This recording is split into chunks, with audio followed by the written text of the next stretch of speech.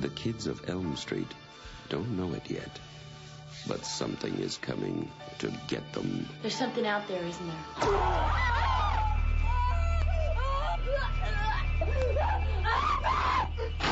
You could just see cuts happening. What did that, Lieutenant? I don't know. What's the coroner got to say? He's in the jar and puking since he saw it. They're gonna kill me for sure. Did you do it? There was somebody else there. He was locked in a room with a girl who went in alive and came out in a rubber bag.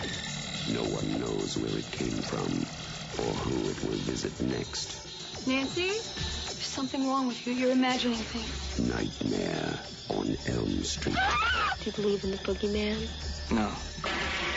Whatever you do, don't fall asleep.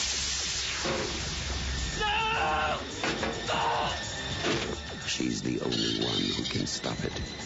If she fails, I'm your boyfriend now, Nancy. no one will survive.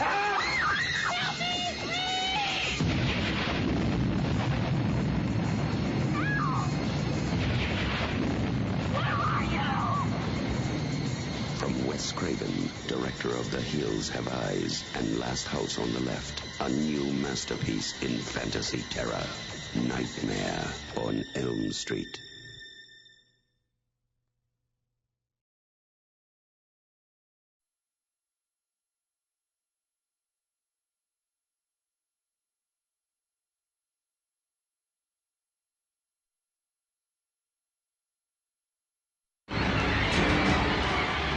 Someone is coming back to Elm Street. He is not friendly.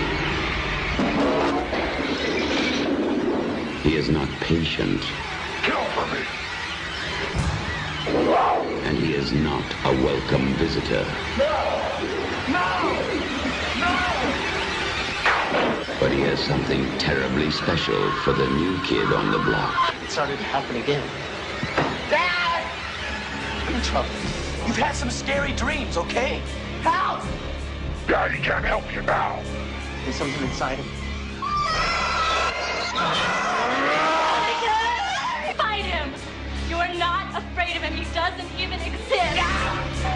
Freddy Krueger is back on Elm Street. Get out of here, Lisa! Jesse, fight him! Watch out for him. He'll be in your neighborhood soon. A Nightmare on Elm Street, Part 2. You are all my children now.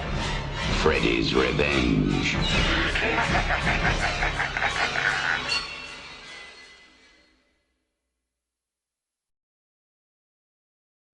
No, it's a horror show!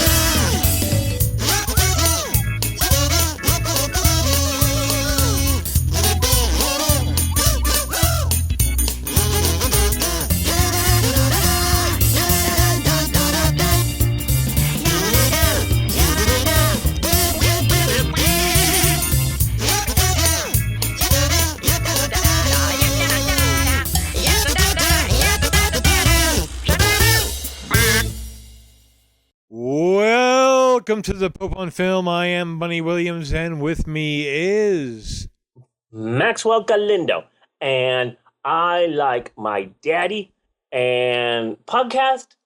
I need to tell you something. I like mini pancakes. No, your name is Steve. Oh, my name is Steve? Yeah, then what's your name? My name is Maxwell Galindo Superman. Maxwell Galindo Superman. That's awesome. Okay, podcasts. I need to Sounds tell like you're you. saying podcats. Like they're like alien cats. Podcats. I do need to apologize to the podcast. because my girlfriend Jeannie Shookman was going to be here today. We ran into some technical difficulties that she's still working on. She might be along later. Why did the Iceman? I was going someplace funny with this, but I forgot what it was. Well, that's okay. We've been having some technical difficulties, and while you've been off trying to fix that, I've been staying on here and deeply personally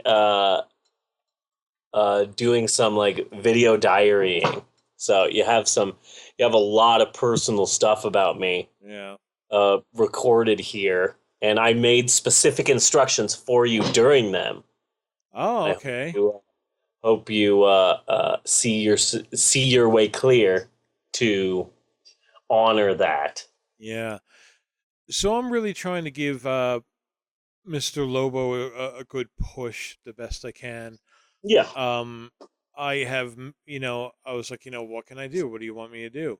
And he was like, do bumpers or something. Yeah, Yeah. Which was like, does he want me to do bumpers or something, or is this some strange kind of brush off thing? What? Yeah. Yeah. For those people listening who might not know, Mr. Lobo, the host of the TV show Cinema Insomnia, which is awesome, has been insanely busy for the last, year or so, trying to get a streaming cable channel TV station. OSI 74. Yeah. Outer Space International. To get his own station off the ground. And more power to him. I hope I like seeing Bunny Galore going over there. She's gonna be there. I should congratulate her or something. We've passed a few words. I mean, like, we're the only two fucking bunnies on Facebook. Yeah. What about the woman who has your name, who does all the interior design? I don't keep tabs on her. That would be fucked up. Yeah. That's a good point. Bob would keep tabs on her. Bob, yeah. I've been trying to push Bob as a fun on the Facey pages, as a fun and creepy alternative to the same old this Halloween season. Yeah. Yeah.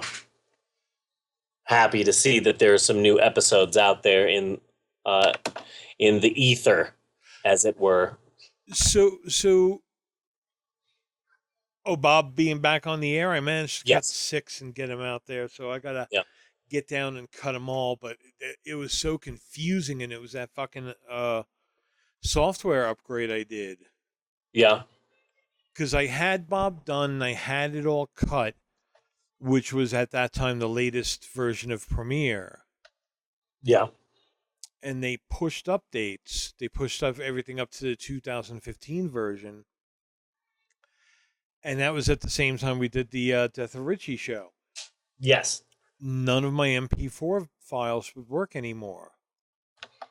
I mostly work in MP4 files. That's like almost fucking everything I have. Yeah. And I'm like, holy shit. What do I do? Bob was all cut. I just had to put it together, Put the end bit on, put the title, put the music on, that kind of shit. I had that all cut. But then that happened, so Bob wouldn't work anymore. So I had an older version 6 of Premiere. I loaded that up. I put everything in. I had to do everything all over again. So, I have a lot of Bob's not ready to be finished yet. Yeah. So I'm trying to get that. I'm trying to find time to get them out. I did Mr. Lobo a shitload of fucking bumpers. Good. But it's kind of cool because they're small. They're 7, 8 seconds, 9 seconds, 10 seconds in that area. So I kind of really get to concentrate on a small thing. And how to get that small thing looking as good as I can. Dr. Vornoff is going to read the list of who's entered into the drawing this week. I completely redid the background. I think it looks pretty cool. Yeah, Sweet. I've check that out. I've like almost found a new technique. Like I haven't really seen it before, and I don't remember having seen anybody actually do it. I'll mostly use Photoshop and Google. Really? To do a background, yeah. I'll look and see if I can find a cool empty room.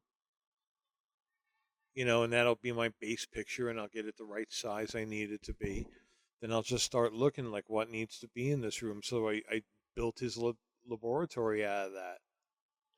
That's awesome. And you get some depth off of the shadows, and where they are, where their layer is in the order.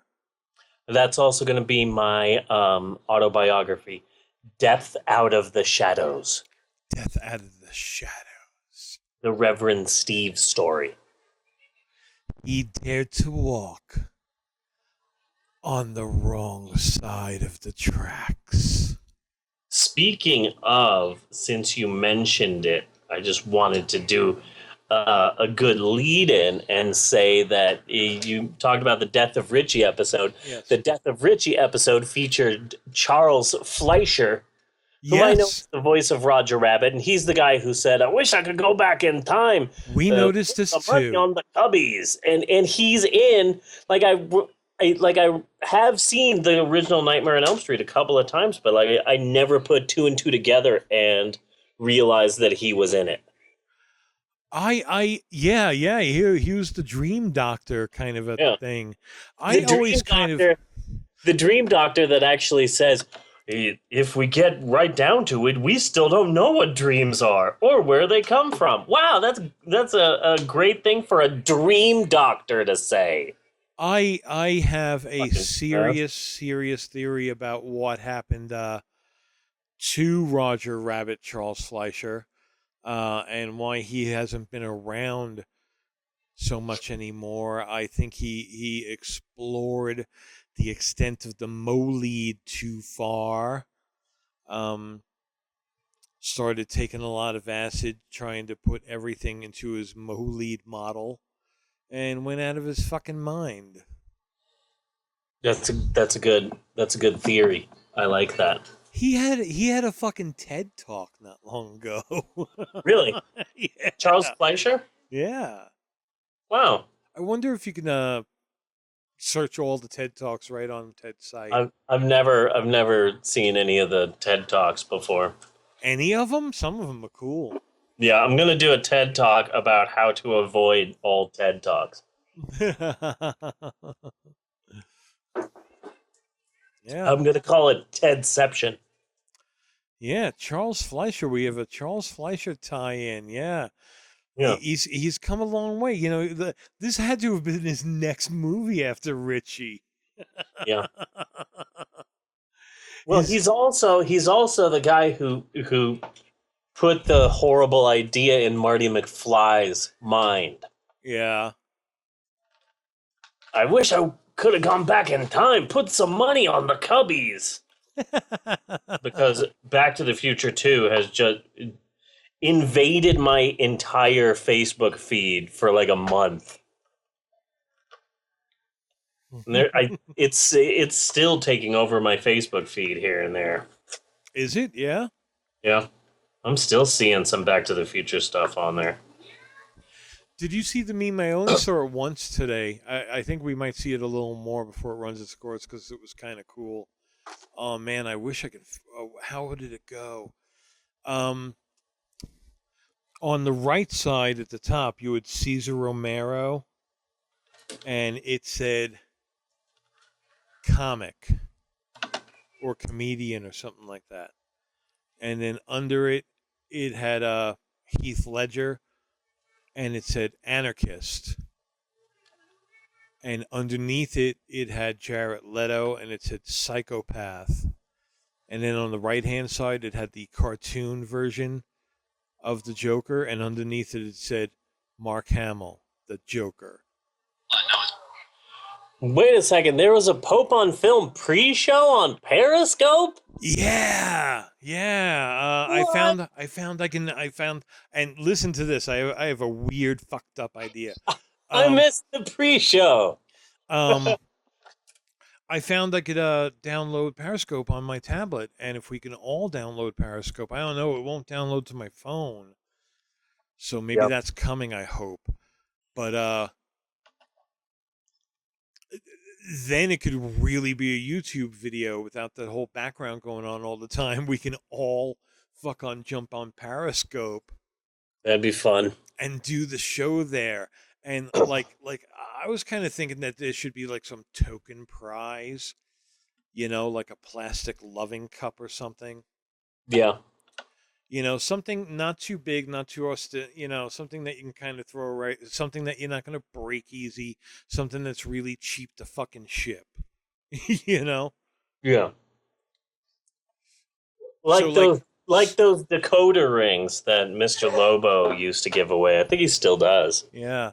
So like everybody pairs off, okay? Yeah.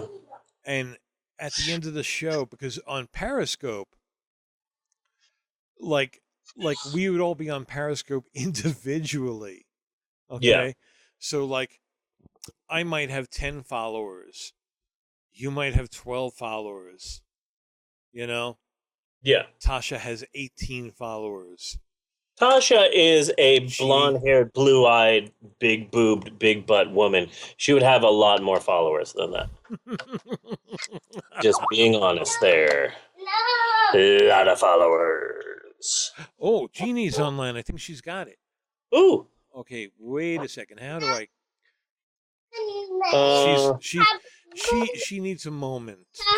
She is here though. Okay. Like me. Lobo's here, so he says. I don't know. I'm sorry. You were saying, sir. Oh, I don't know. I don't remember what I was saying. So, what do you think of this whole White Castle's conundrum?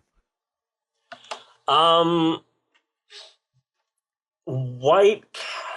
never really had White Castle before. Right. I lived in Phoenix. I understand that. So stay with the physics, man. But I have had for a while I was really obsessed with their microwavable mini burger dealies that you get from the supermarket. Yeah, that's what we had. Everyone in the family just absolutely hated them, but I just loved them, and I would just it was like crack for me for a while. Did you cook them in or out of the wrappers? I do not remember. That was in California. I can barely remember yesterday. You have to cook them in the wrappers. It gives that kind of steamed effect. Yeah. Makes them a little more White Castle-y. Huh. Okay. I'll have to remember that next time. Group call. That should do it. I hope she's ready. Okay. Oh, I see her. I see her too. Can you hear us? Is there any reason why on my side that we can't hear her? No, I also cannot hear her. Yeah. Do not know. I do not know.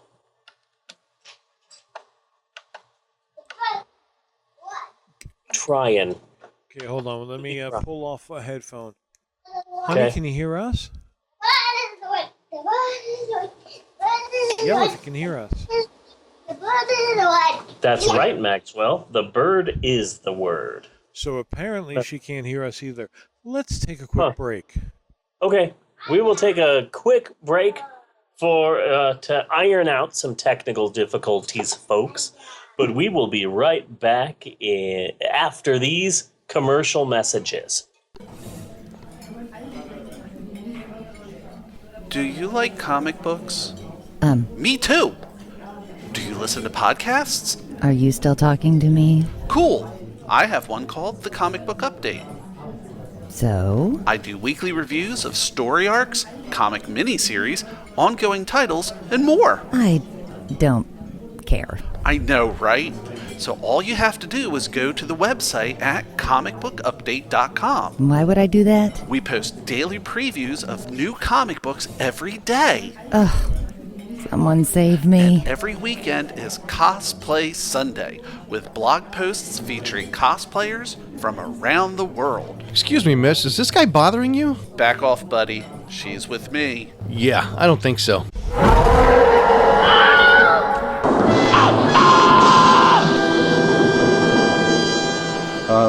Sorry. Nerd rage. Oh, yeah. So check out the comic book update at comicbookupdate.com, as well as on iTunes, and stream it live on Stitcher. The Comic Book Update, the antidote for nerd rage. Oh, hello. I am Dr. Eric Bornoff, and I'm going to read this week's list of drawing entries. We have 9-volt DC with 26, Miss Kamelek with 1, Redbird Western with 1, Bruce Nobles with 2, Eric Ballou with 1, Rose Mead with 1, Dylan Connolly with 1, Cinema Gates with 1, Kyle Murphy with 1, Katie Baker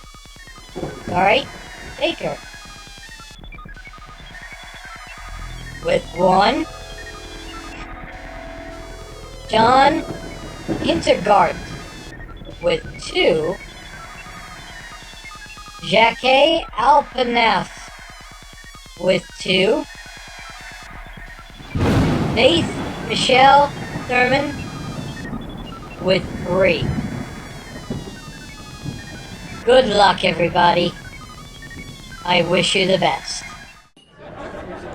Want to talk to us? Pope on Film? Like our Facebook page by searching Pope on Film. Pope on Film!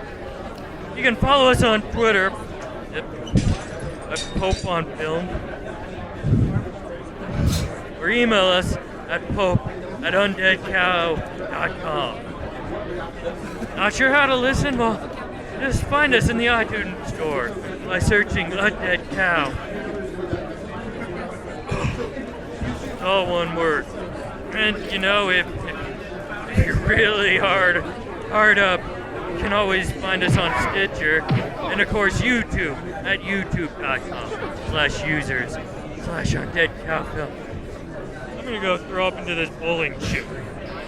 I'm gonna remember my son's birthday. I am. And his name. And we're back with more of the Pope on Film, and we are joined by Jeannie. Yay! Yay! We have gone through 100 acts of Shakespeare for this. Jeannie really took one from the team. She's usually right by my side. Yeah. She really took one from the team and took the laptop into the bedroom to try to eliminate echoes and stuff like that. Gotcha. Christ all knows what went on over there. Yeah. Yeah. And then I couldn't remember passwords that it should be. Yeah. Every mutation of it wasn't working. Yeah, that's why I should probably not say this out loud. This is why I tend to, use one password, and, I don't get this ass-ache going from site to site and logging in. I pretty much know the password, even if I don't remember the fucking site. Well, so I don't have this little pain. I'm more set up for total destruction instead. Well, you know what I've started doing? Because I had a hard time remembering passwords and stuff like that. So I came up with an idea where it's not that I have the same password, but that all of the passwords come from the same movie. So I just remember a movie. Like, say, the Disney Pixar film Monsters Incorporated. Like there's a code 2319, so that'll be 2319. Or like Mike Wazowski and his friend. So Mike 2319 or something like that. Like I'll just remember a movie. Yeah. Like Les Mis or Back to the Future. Yeah. How do you remember which movie went to which place you needed a password? Well, right now I've got one movie. Right now I have one movie that I'm using, that I'm getting all of my passwords from. And right now I only have 2 passwords that have come from that movie. So I'm doing good. Okay, honey. Go Yes? to Ashley Madison. Okay, go to Ashley Madison. Okay. I thought I was your honey. Log. Who is Ashley Madison? Log in. Who is Ashley Madison? Use it. Don't explain it yet. Don't explain it yet. Don't explain it yet. San Francisco. Log into Ashley Madison as the username Rev Steve G. Wait, I gotta go. Okay. And underneath for the password, Tim the Sorcerer. I don't think you guys can hear me. No, I can hear you. I think we talk over you easily. Like if one of us is talking, we can't. Your sound is gone. Yeah, and you're a little bit quiet. Steve talks over people anyway. Is Tasha joining us? She just joined us. Yes. Just got back. Yeah, she just got back. Okay, so you guys can't. So my White Castle theory. Okay, this is important. Seriously, how stoned are you? From a level like from 1 to stoned.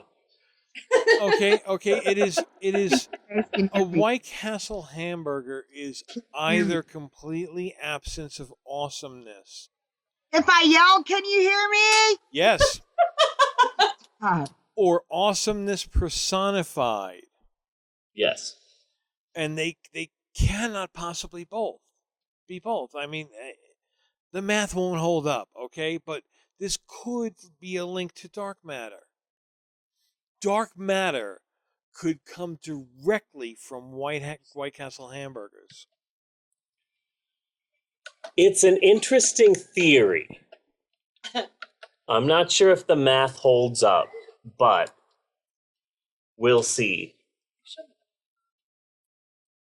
I'll have to consult the scientists. Yeah, because I don't think that one theory is possible as another until we get the boys in there. Okay. Yeah, we got to get the boys in there. Yeah, we got to get the boys in there. No, unless we need coffee, something like that.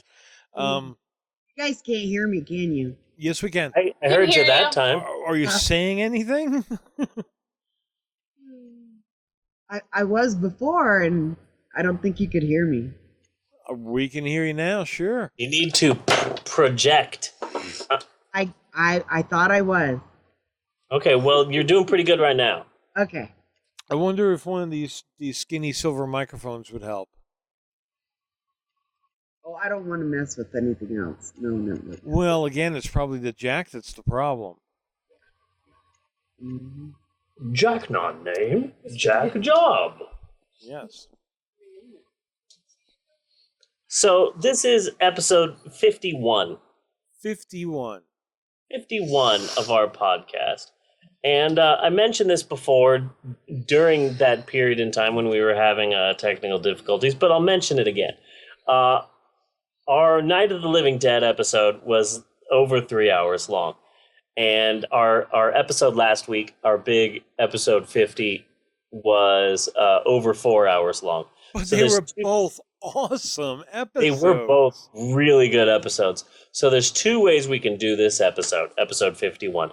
We can either make it a fun, breezy episode, and just maybe a little bit short, but just fun and kind of seat of our pants, or we double down and we do an 8-hour-long episode. Fuck you. Thank you, Dee. I'm just saying. Fuck that.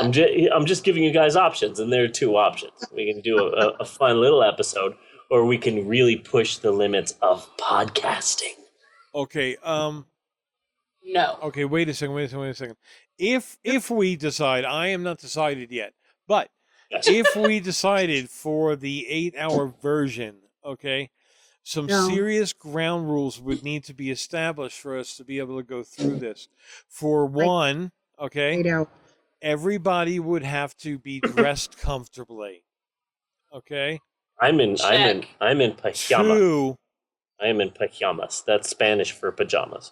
2 bedroom pillows and blankets would have to be spread around the floor.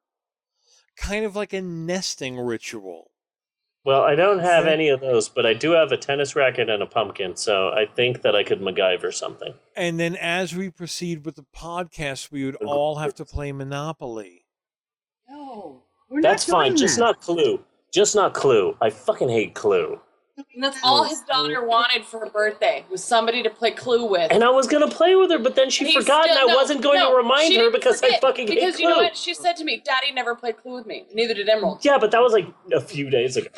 Like, she didn't remember it during the day. Doesn't matter. That's not the point. Just because you don't do it on the day doesn't mean you don't do it at all. I hate Clue. I will play Clue with her. Oh, she is so telling her therapist that later. I will make a guess on the on my first turn. Yeah. And then I'll get it wrong. And then, ooh, Natasha, you texted me. I'm not doing 8 hours. I can't. Don't have it in me. Still there, Jeannie?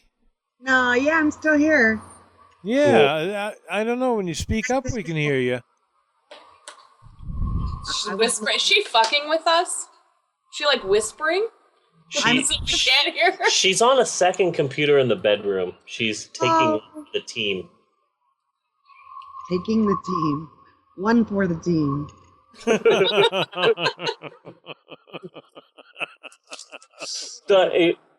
I didn't make a as big enough of a deal about this than I did last week, but so I wanted to bring it up again. Something happened last week, and I thought it was pretty amazing. I didn't make a big deal about it.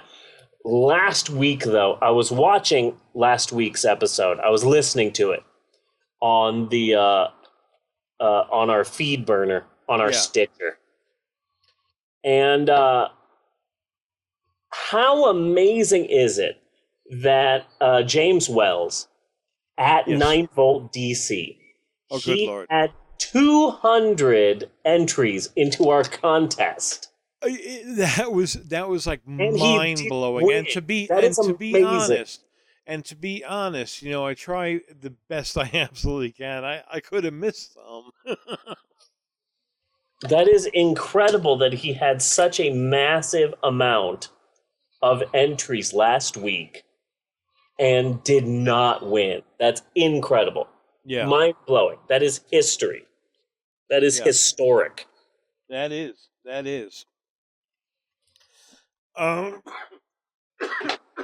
Bella really likes Daphne. We should put his name on a plaque somewhere.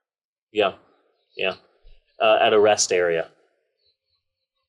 Maybe. You know what, honey? Honey is still here? Yeah. I am. We could name the general, because the general doesn't have a name. We can name him James Wells. We could. We could name him the General Lee? General James Wells. That's the general's name.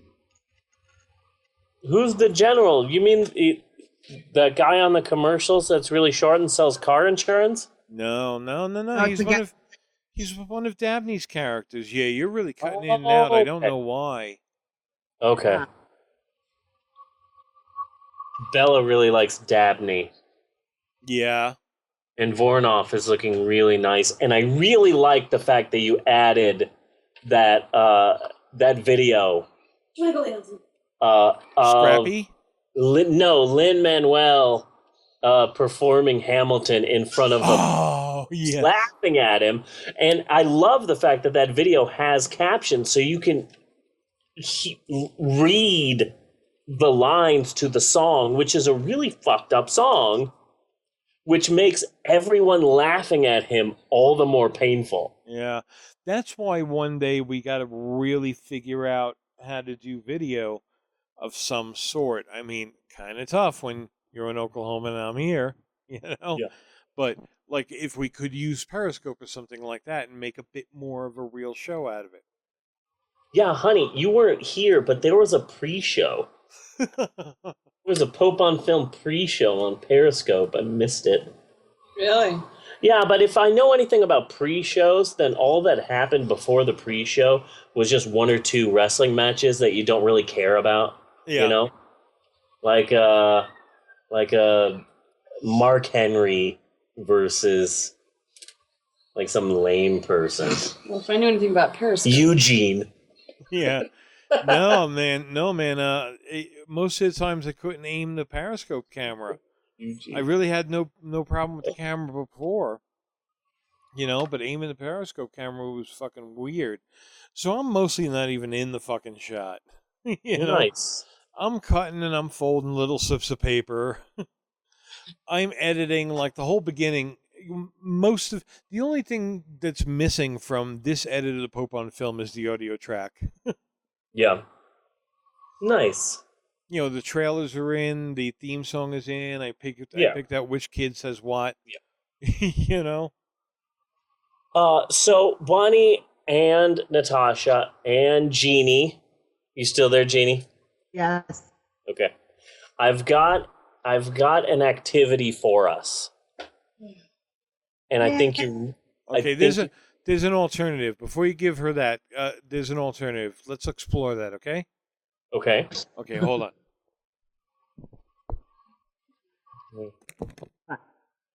What's the alternative? What did you do? Where's he going? I don't know where he went. He may be dragged. Drug? No, dragged down to the depths of hell by his dog who has just watched a video nasty. Because seriously, these video nasties, they affect dogs as well. The studies will show that, honey. The studies will show that. I know you're tired, honey. I'm sorry. I'm tired too. I just got off of work. So did Jeannie. So did I. And I had to dress up, and it was all party all day. You know what job Jeannie does? She's with kids all day. Yeah, she juggles children. I do. Okay, that's not a joke. Yeah, she just does child stuff. Really messed up. It's weird. Skills, Jeannie. Skills. The skills to pay the bills. I think he's If snails had bills. Where did Bunny go? He's giving me a microphone, I think. Oh, okay.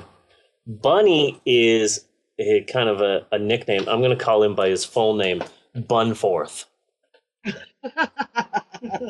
He can hear you. Yeah.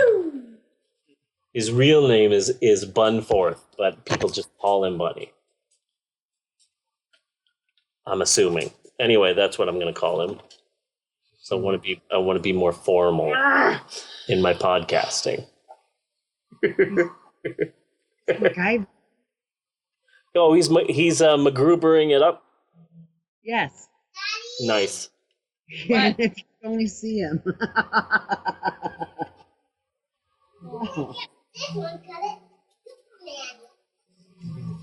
Okay. Dog. I didn't know. So how are you doing, Jeannie? You doing good? I can. Jeannie, are you there? Yeah.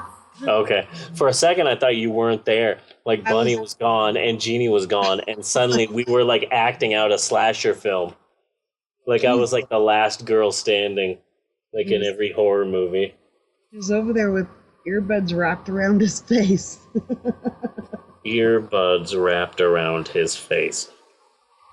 Yeah. Wow, I need to be drunker. Yes, you do. Yes. I need to be a lot drunker. Yes, can you get me a beer, honey? Can you get me a beer? And What do you can think you I get am, a me beer wench? Can you? No, you're a beer maiden. There's a big difference there. Oh, Maxwell will do it. Yeah, but you still need a beer opener. Oh shit! Maxwell, get me a spoon and some crack. He just handed me a microphone. Okay. Cool. Sing us a song. Sing us a Dusty Springfield medley. Sorry, what? Nothing. What? Oh. Nothing. I asked if you could sing a song from Dusty Springfield.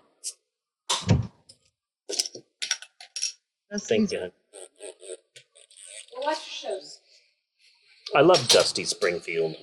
Okay, you know the whole nest. When he was talking about. I know you do. I don't know what he's doing. He said something bad. He's going to tell me to scream. Okay, honey. Scream.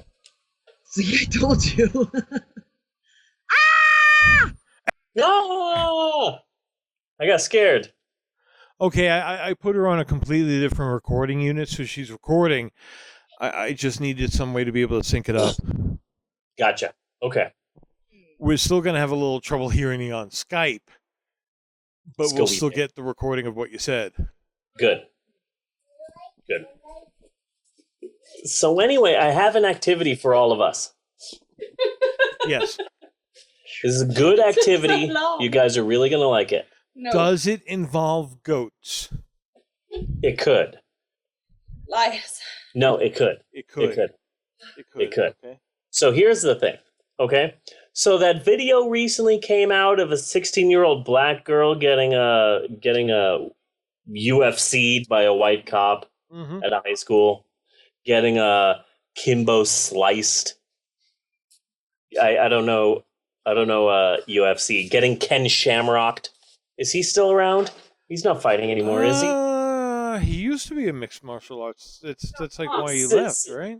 A 16-year-old black girl getting Brock Lesnar by a big white cop. So anyway, Glenn Beck recently said that that this video is a ticket to absolute social anarchy.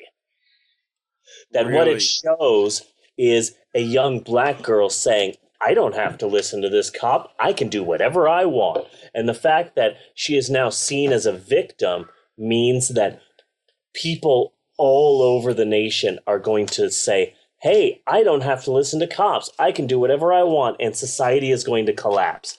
So someone asked him, don't you think that that's a little bit racist? And what he said was, I don't care if you call me racist. You can call me whatever you want. Now that, my friends, sounds like an invitation.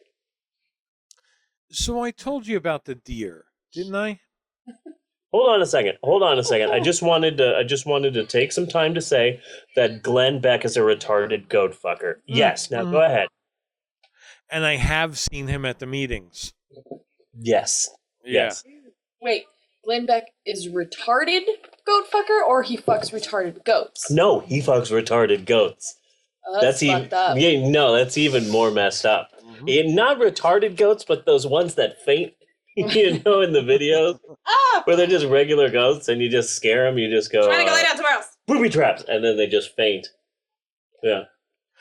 Did you see the one about the guy who ate a child at one of the haunted houses? I saw something about that. Yeah, I saw something about that on my Facebook feed. And a booby. I've become a real Facebook buzzkill lately. Is there something wrong with me for feeling like about time? It reminded me of a specific episode of Boston Legal. Yeah. Where Michael J. Fox's body, head, decapitated head, was in a haunted house. Yeah. And so they went to the haunted house looking for his dead body so that they could bury it or whatever. But it really got me thinking of how much you could hide in a haunted house, you know? Yeah. I've been to a lot of haunted houses, but God, there could have been 20 dead bodies in there and I never would have known. And if you killed somebody, you just had a crime of passion or something like that, and it fell out into the street until you finally beat some man to death with a brick and were just covered and dripping in blood, where's a better place to hide?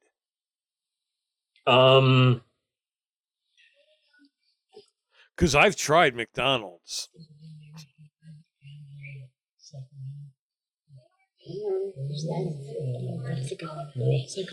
A Sacramento, California Walmart. Oh, really? Oh, Yes. really? You can could be pull off covered that in blood with a dead body, and you could probably pass. A Sacramento, California. Okay. Let's push this a little further. Okay. Yeah. What if, we got the whole blood spatter and all that, What if we change that to a lab coat? Yes. And he's just got a pocket full of fetus feet. Just the feet. Just the right feet. Jeannie, did you make a yummy sound? No. It sounded like you made a yummy sound. Are you buying the feet from Planned Parenthood? Well, no, he would have had to have been stealing the feet, I would imagine, and then had to kill somebody on his escape, which is what got blood all over the lab coat. Like first, he would have had to have snuck in. He would have dressed all in black, and he would have had those suction cups so you can walk up the glass of the side of a building. And then he would cut himself in. Is that? And he would crawl into Planned Parenthood, okay? And he would find one of the evil abortionist guards, okay? Can you hear me? Yes. Okay, this isn't really going to be an 8-hour episode. It all depends on you, Jeannie. It all depends on you. Really? Jeannie, do you want it to be an 8-hour episode, or are you a quitter? Jeannie, I'm with you. No 8-hour episode. Tonight. So he'd knock out one of the guards, okay? Knock out one of the guards with knockout gas. And that would help him get close to the doctor. And then he would knock out the doctor, okay? And to get out, he steals the doctor's lab coats. And he grabs the fetus and he's ready to run. But the doctor's not down. The doctor gets back up and there's this wicked fight. Until he grabs a jar with a brain in it. And he smashes it over the doctor's head. And brain bits and his blood just squirt everywhere. Not to be a negative Nancy, but I've been inside of a Planned Parenthood. They don't just keep jars of brains lying around. Where a customer don't mess with the fantasy. Yeah, you're really bringing down his fanfic, honey. Sorry, I'm bad. So anyway, the activity. Glenn Beck specifically said, "I don't care if you call me racist. You can call me whatever you want." So I thought that we could all take the time to just answer Glenn Beck's call and call him whatever we want. Glenn Beck, whatever he calls. Funny. What would you like to call Glenn Beck? There's nothing particularly I want to call Glenn Beck. I just want to tell Glenn Beck that I really never listened to his music. I might have heard it once or twice, but I don't know. Maybe I was distracted. I never got into it. I know at the time a lot of people are hailing you as a genius, regardless of R. Kelly busting up your Grammy thing. No, I don't really know how to feel. What? Wasn't that Kanye? That was Kanye, wasn't it? Was it Kanye? It was Kanye. It was the Kardashian one. Kanye Twitty. Yeah. Yeah. Kanye Twitty. It was Kanye Twitty. Yeah. Yeah, so that's what I would like to say there. Yeah. But you can call him whatever you want. He wants you to call him whatever you want. But it doesn't have to call me Johnson. Okay, Chico. Honey, Natasha, would you like to call Glenn Beck something? No. No? No, I don't care enough about Glenn Beck to even think about him, let alone call him anything. Okay, I will. He's a fucktard. Okay. But now, wait a second, Natasha. Which one of them would you fuck, though? Huh? Okay. I mean, would you fuck Glenn Beck? No, I don't think about Glenn Beck. Why would I fuck Glenn Beck? I don't know. I admitted to wanting to fuck Ann Coulter. No, but Glenn Beck, he converted to Mormonism. Doesn't he have like special underwear and stuff? Like, I don't know, like straps and like I You're don't know. not the first person I've met in my life that has wanted to fuck Ann Coulter. Good point. Good point. You are not the first person we have known that has wanted to fuck. Lance Ann had Coulter. like a huge deal for her. Like, yes, huge hard on for Ann Coulter. Huge hard on for Ann Coulter. Oh yeah. Oh, yeah. Of course. Our friend Lance. I would like to give a shout out to Lance. Lance! Old friend from Sorry. No, Burns and Nurble. Sorry. It's that old friend from Sacramento. Old friend from Sacramento. Thank you. See now, getting serious while ridiculous at the same time. Ann Coulter is another one of those examples that if you live your life a certain way, especially if you live with like a lot of hate and things like that, sooner or later it just shows on your face. You can't look at Ann Coulter and think that she is a good person. You can easily see her on a broom. Oh, yes. You know? Yes. And whenever you heard, whenever you saw Fred Phelps from the Westboro Baptist Church just spewing such hatred, he looked downright demonic. The veins in the top of his head popped out on either side like horns. I liked Fred Phelps better when he was hanging out with Shaggy and Daphne in a van that stuffed pot. I liked Fred. I liked Fred a lot better when he was Freddy, and it was all like, walk like a man, talk like a man, walk like a man, my son. What was the name of the movie? The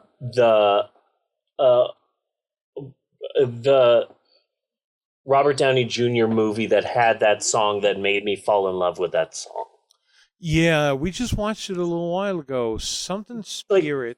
Ghosts? Like there were ghosts? Hold on, let's be really quiet because I think Jeannie might know it. Jeannie, do you know it? Shout it out. It just had ghosts. They were ghosts. Yeah. Watching out for this little boy. Yeah, and it had Elizabeth Shue in it too, which kind of surprised me. Yeah. What was the name of it? Michael Madison. Heart and Soul. Yep. Yes. That I loved that. I loved that movie.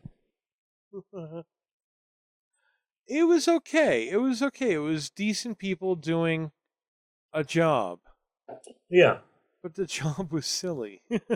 Yeah. I liked it.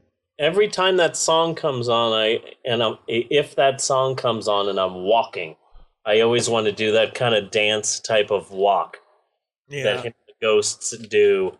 That kind of double step. Yeah. Yeah. Yeah. So this week's movie. Yes. This week's homework. This week's homework was amazing. I loved it. It was better than Cats. I want to see it again and again. You didn't do it, did you? I did not do it. I did not do it at all. And I told Natasha that it's like, it should be okay because Bunny has missed homework before. Yes, this is true. And I've never missed a single shred of homework before, so I figured that this was a good, pass for me. Well, there was one time when you flat out refused to do the homework. When was that? I forget what episode that it was. It was pretty early on. But anyway, this week's homework was, and there was actually a series of these, and they were sold as a set, but since then they've gotten chopped up and spread all around the internet. This was Iggy Pop doing a dramatic reading of Edgar Allan Poe's Telltale Heart. Yeah. Oh, Iggy Pop. And no, man, he fucking... Cash. That's more Johnny Cash. He went for it. It was really good. It's something to listen to. Because he sounded very ordinary, and just the whole idea of him liking the guy, yet he wants to kill him just because he doesn't like his one eye. Yeah. But it's really good, and if anybody hasn't listened to it, they should listen to it. It's Edgar Allan Poe, so it is classic, So Yeah. you can get like really pompous about having listened to it if you would like. There's also one by I think David Bowie does The Raven. A lot of other people do.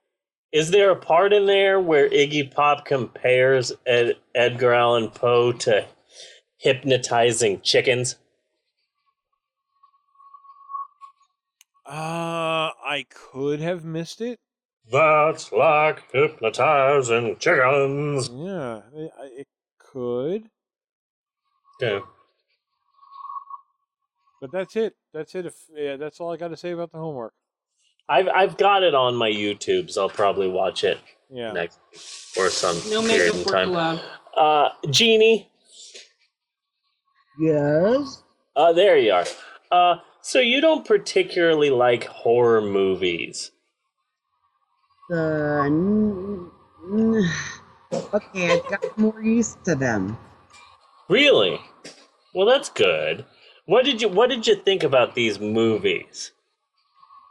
In general? Yeah. They're not as scary now as they were when they first came out. Yes, I agree with that. When I first watched Nightmare on Elm Street, I was an adult, I had kids, I was married, blah blah blah. I sat down, and when he got sucked, I came in the middle of it, and when Johnny Depp got sucked into the bed, I couldn't watch anymore, and I didn't watch it again until I think I moved here. It's interesting to me because you talk about Johnny Depp getting sucked into the bed. These movies seem to play a lot on cable in the 90s, and I watched a lot of them, but most of the time it wasn't the first one or the second one. They were playing like Nightmare on Elm Street 4, Nightmare on Elm Street 5, Nightmare on Elm Street 6, like the more recent, lamer ones.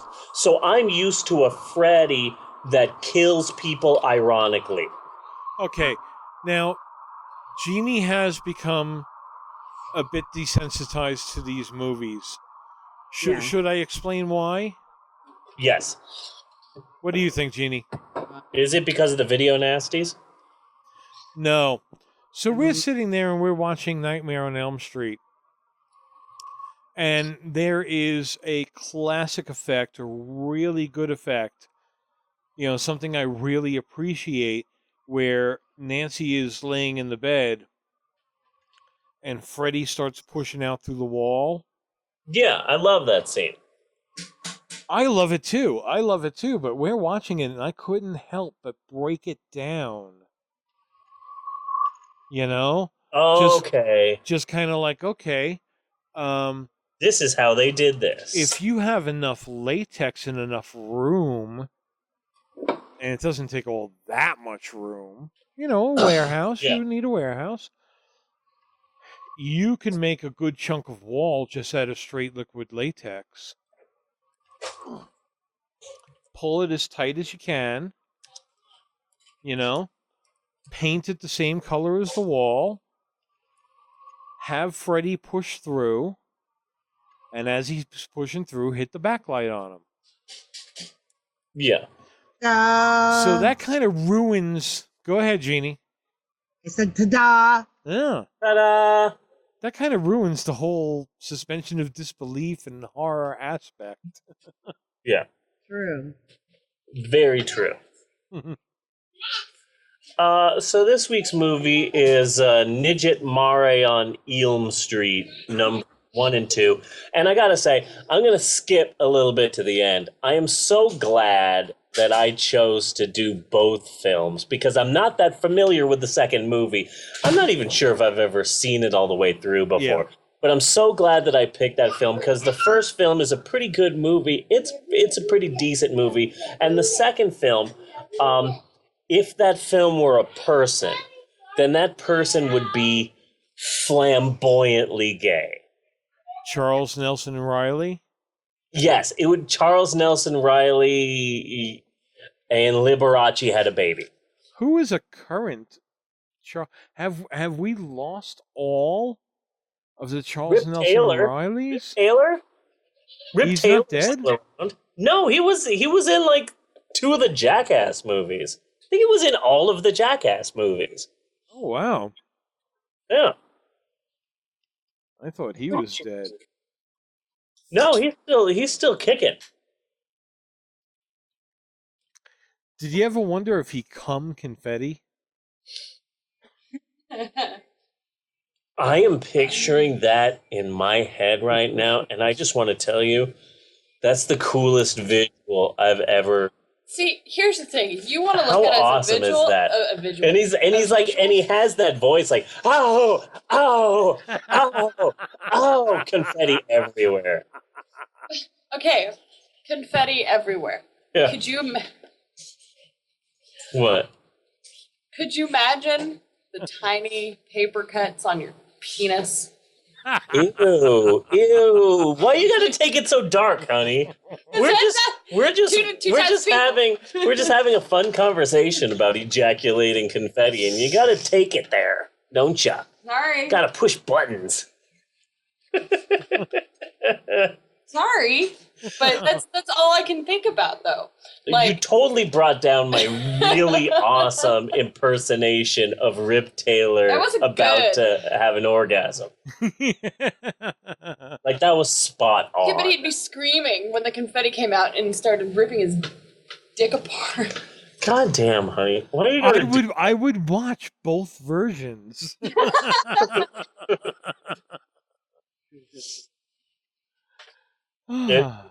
And it's such a big deal for him to come that he would take off his toupee and use it to fan his face afterwards. Yes.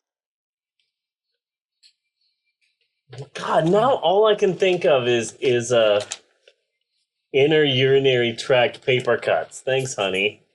See, no, I still couldn't help going another way, because as I was thinking of Rip Taylor coming confetti, I started imagining him fucking a guy dressed like Woody from Toy Story. Why Woody from Toy Story? Because I don't know, the way it's coming through my head, it's almost like a Disney version of Cruisin'. Oh, so Rip Taylor is coming through your head? Yeah, Rip Taylor. Yeah, just take the Al Pacino role and replace it with Rip Taylor. Al Pacino. Just picture Rip Taylor throwing the confetti around the alley and just being like, lips or hips? Lips or hips? Jeannie, what are your thoughts about Rip Taylor orgasms? I know. I don't even want to go there. Come on. Come on. Okay, fine. That's also what Rip Taylor's lovers used to say to him. Come on. Come on. Various things. Now, as a reminder, we're doing Nightmare on Elm Street episodes 1 and 2 as sort of a makeup episode for our horror movie month, because for the month of October we watched horror movies. Yes. For episode 47 we watched The Purge Anarchy, and for episode 48 we watched Cannibal Holocaust. Yes, we did. For for episode 49 we watched Night of the Living Dead, like 35 different versions of it. And then afterwards, the scariest movie of all time, Plan 9 from Outer Space, with a dramatic reading. With a dramatic reading. And then that was all fine and dandy, but it wasn't a horror movie. I think those were also some of our absolute best episodes. There's a real evolution for the show. But this episode is Okay, wait a second, though. Makeup. Before you become too guilty about this, okay? The seminal Halloween movie for at least the last decade, Halloween, right? What are one of the movies that the kid is watching? Wait, I'm sorry. Natasha showed me a funny picture on Twitter. What did you just say? So in the seminal Halloween movie, a classic, a darling of the genre, Halloween, what is one of the movies that kid is watching? Terms of Endearment. Yes, and also Forbidden Planet. Yes, Forbidden Planet. So I'll allow Plan 9 as a Halloween movie. Yeah. I watched I had seen bits and pieces of Forbidden Planet all my life, but I never actually sat down and watched it. And maybe a year and a half ago, I sat down and watched it, and Emerald just happened to be in the room. And I movie ninja'd her, and it's difficult to movie ninja her because she thinks that she's a 17-year-old that hates everything. Yeah. When she's not. She's just a 13-year-old girl with an attitude. But huge attitude. Huge ass attitude. But that movie really got her, especially the fact that at the end the monster is really just a guy's id. Well, that really had really weird. A really nice science fiction story going to it that they really don't do that too much anymore. Yeah. No, they do not. Yeah. And I love Robbie the Robot. But the first Nightmare on Elm Street movie came out in 1984. Can we talk about the 80s? I want to talk about the 80s. Yeah. The 80s fucking sucked. It's time, and I need to heal. The 80s fucking sucked. Now let's move on. Okay. I hated the 80s. The entirety of the 80s. I did not like the 80s. The 80s. What the hell can we say about the 80s and what people are doing in... My favorite thing about the 80s was when Michael Jackson's hair caught on fire while he was filming a Pepsi episode. That was a golden moment. So, how old were you in the 80s? Joanna, go somewhere else! How old was I in the 80s? Let's play this game. Steve doesn't like it when we play this game. No. Natasha, you are exempt from playing this game. Okay? I would have been 17. I graduated in 81. Oh, remember? Because I was all pissed off because I was a senior in high school and they were trying to, everybody was voting on the school year, the song. Okay. Wait, like a prom theme or something? Or something, whatever your year's song was or whatever shit. Awesome. Like the song of the year? Yeah. One that represented that school year. What was the song that was voted? Okay. So the ones that were up was John Lennon's Imagine, Leonard Skinner's Freebird, and Eat My Foo Papa Bitty Parts by Pussy Mangy and the Notorious 7. Something, that might be the other one that I'm trying to think of because there's something else. And then the theme to Mahogany. Do you know where you're going to? That's so Carrie and Pig Blood, Yeah. Yes. And then I was down for for Imagine because that was the year that John Lennon was shot. Yeah.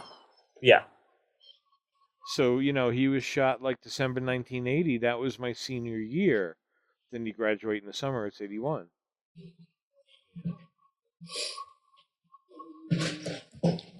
In 1984, I was 7 years old. Ah. Yeah. So I just spent most of my time just fucking bitches. I was being... Oh, yeah? No. Shut the fuck up. Shut the fuck up. Natasha. No, because as you said it, I was just kind of picturing you as the kind of 7-year-old that we could probably be talking to eating bugs. I don't know, maybe. 1984. So, Ronald Reagan's president. Yeah. Vice President George H.W. Bush. Former CIA leader. Yeah. Michael Jackson gets set on fire. Yeah. I'm really excited about that. Was there an Olympics? There was an Olympics. Wasn't there an Olympics? 84 Olympics? There might have been an Olympics. Oh, no, there was. That was the big Olympics where McDonald's almost went out of business because McDonald's had that if the U.S. wins a gold medal in the ticket that you get from your meal, then you get a free meal. But they specifically put Olympic categories that the Russians never lose, but the Russians boycotted it. Oh. So then McDonald's was there were lines around the block for people getting free food, and McDonald's almost went out of business. Oh. The Simpsons did an episode about it.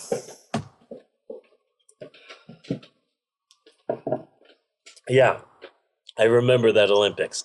That was the year that we moved to Phoenix because we had just bounced around like a bajillion small little places. You know who was born in the year 1984? A little thing called crack. Oh yeah, yeah. Crack. Sold as crack? Natasha, I hear what you're saying, and also, I love you. And also, doesn't like it you're when a we wonderful play this person, game. and also shut the fuck up. Okay? We get it, okay? You're younger than me, okay? I'm slightly older than you. Instead of being so upset by that, maybe you should be like, yeah, I got a hot younger chick. What? Natasha was born in the year 1984. Ah, okay. We've really got like a wonderful you were 17, I was 7, Natasha was 0. Oh. Jeannie, where were you in 84? I was married with 2 children. And we're gonna leave it at that. She's a woman and we respect it. Although in my mind you were 27, I don't think you really were 27, but in my mind you're 27 just to keep the flow going. Okay, that works. Okay, cool. Fucking 1984.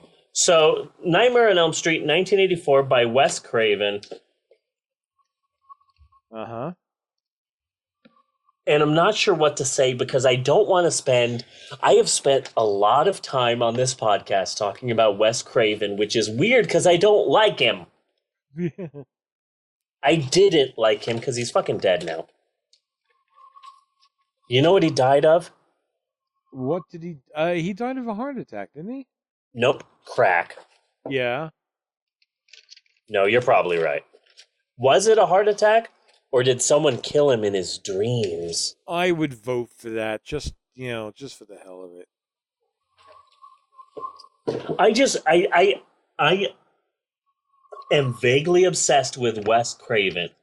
He went from one of the most hardcore writer, producer, directors ever. The Last House on the Left, like you said, is a movie that everyone should watch once. Yes. It is a really fucked up movie. How does a person go from being a hardcore director to being the Matchbox 20 of directors? Well, I kind of feel like, he's beige. Any movie genre that you come across, you should watch, kind of some of the pinnacle movies. And decide if that's for you. So, in that whole video nasty Wes Craven kind of vibe, like The Last House on the Left, yeah, Spit on Your Grave, The Hills Have Eyes. There were kind of a spate of them at that period. Yeah. But don't just watch one silent movie. Watch a few of them. Watch some that sound interesting. That movie you should only watch once. I felt that way about Saving Private Ryan. Like, there was something about the realism of the war scenes in that's like, this is a beautiful movie, but goddamn, I'm not going to watch this again. This is kind of a fucked up movie, and I just don't want to watch it. I watched it. I don't remember it. And also, it just really frustrates me that an entire platoon will die to save Matt Damon, especially since he's just going to get fucking lost in Mars anyway. Like, we should just fucking lock up Matt Damon. Like, what's his problem? Jeannie? You don't like Matt Damon?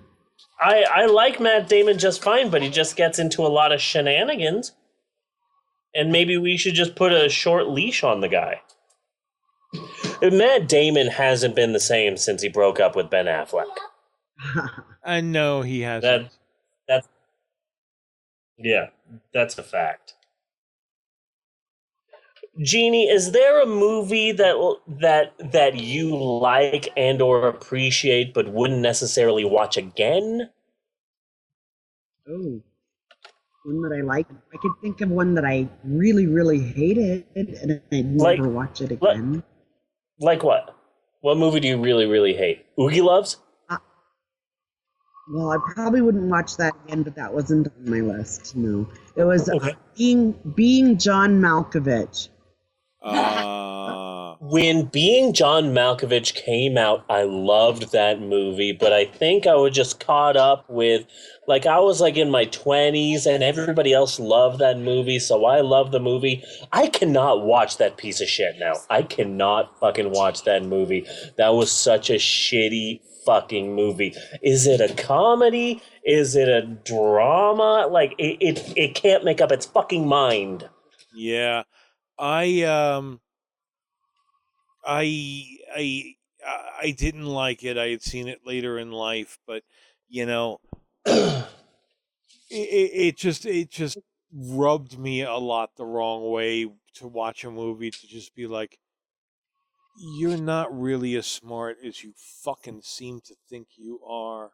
A lot of the reasons why I liked the movie was because at the time, like, I was going to college, so they had like this premiere, like a preview, and it was like 3 weeks before the movie came out, and I got to see the movie for free, and everyone got a free John Malkovich mask, and they took our picture in the theater, and then we saw it 3 weeks before the movie was supposed to come out, so there was just this sort of idea of like, hey, we're seeing something way ahead of time, we're really excited, and but God, that movie, it starts off as like this silly, weird, quirky comedy, but then it just turns into just this terrible piece of shit. Terrible piece of shit. Thank you, Natasha. That is a Natasha. Terrible piece of shit. Yeah, I don't know if I can watch that movie again. I do not know if I can watch that movie again.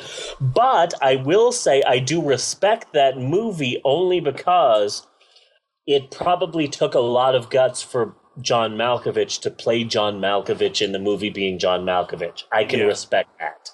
What if he was busy? Being Tom Wopat. Yes. Would have been the film. Yeah. Being Tom Wopat. I got a few movies that I wouldn't go. You just proved that movie could be worse. I would love Being Tom Wopat. It would be like most of the film would just be about how he would get into the General Lee without opening the door.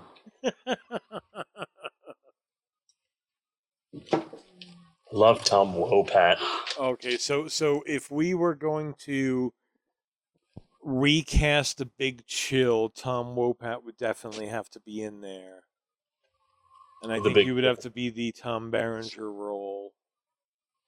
That's a lot of Toms. Yeah. Yeah. You know who else should be in that? Tom Cruise. Tom Cruise? And who would you cast him as? Tom Waits. Okay. Tom Waits in Big Chill? I'm just adding a bunch of Toms. Oh, okay. What'd you say, honey? Damn it. Reservoir Dogs. Yes. I am never gonna stop being pissed off about this. Okay.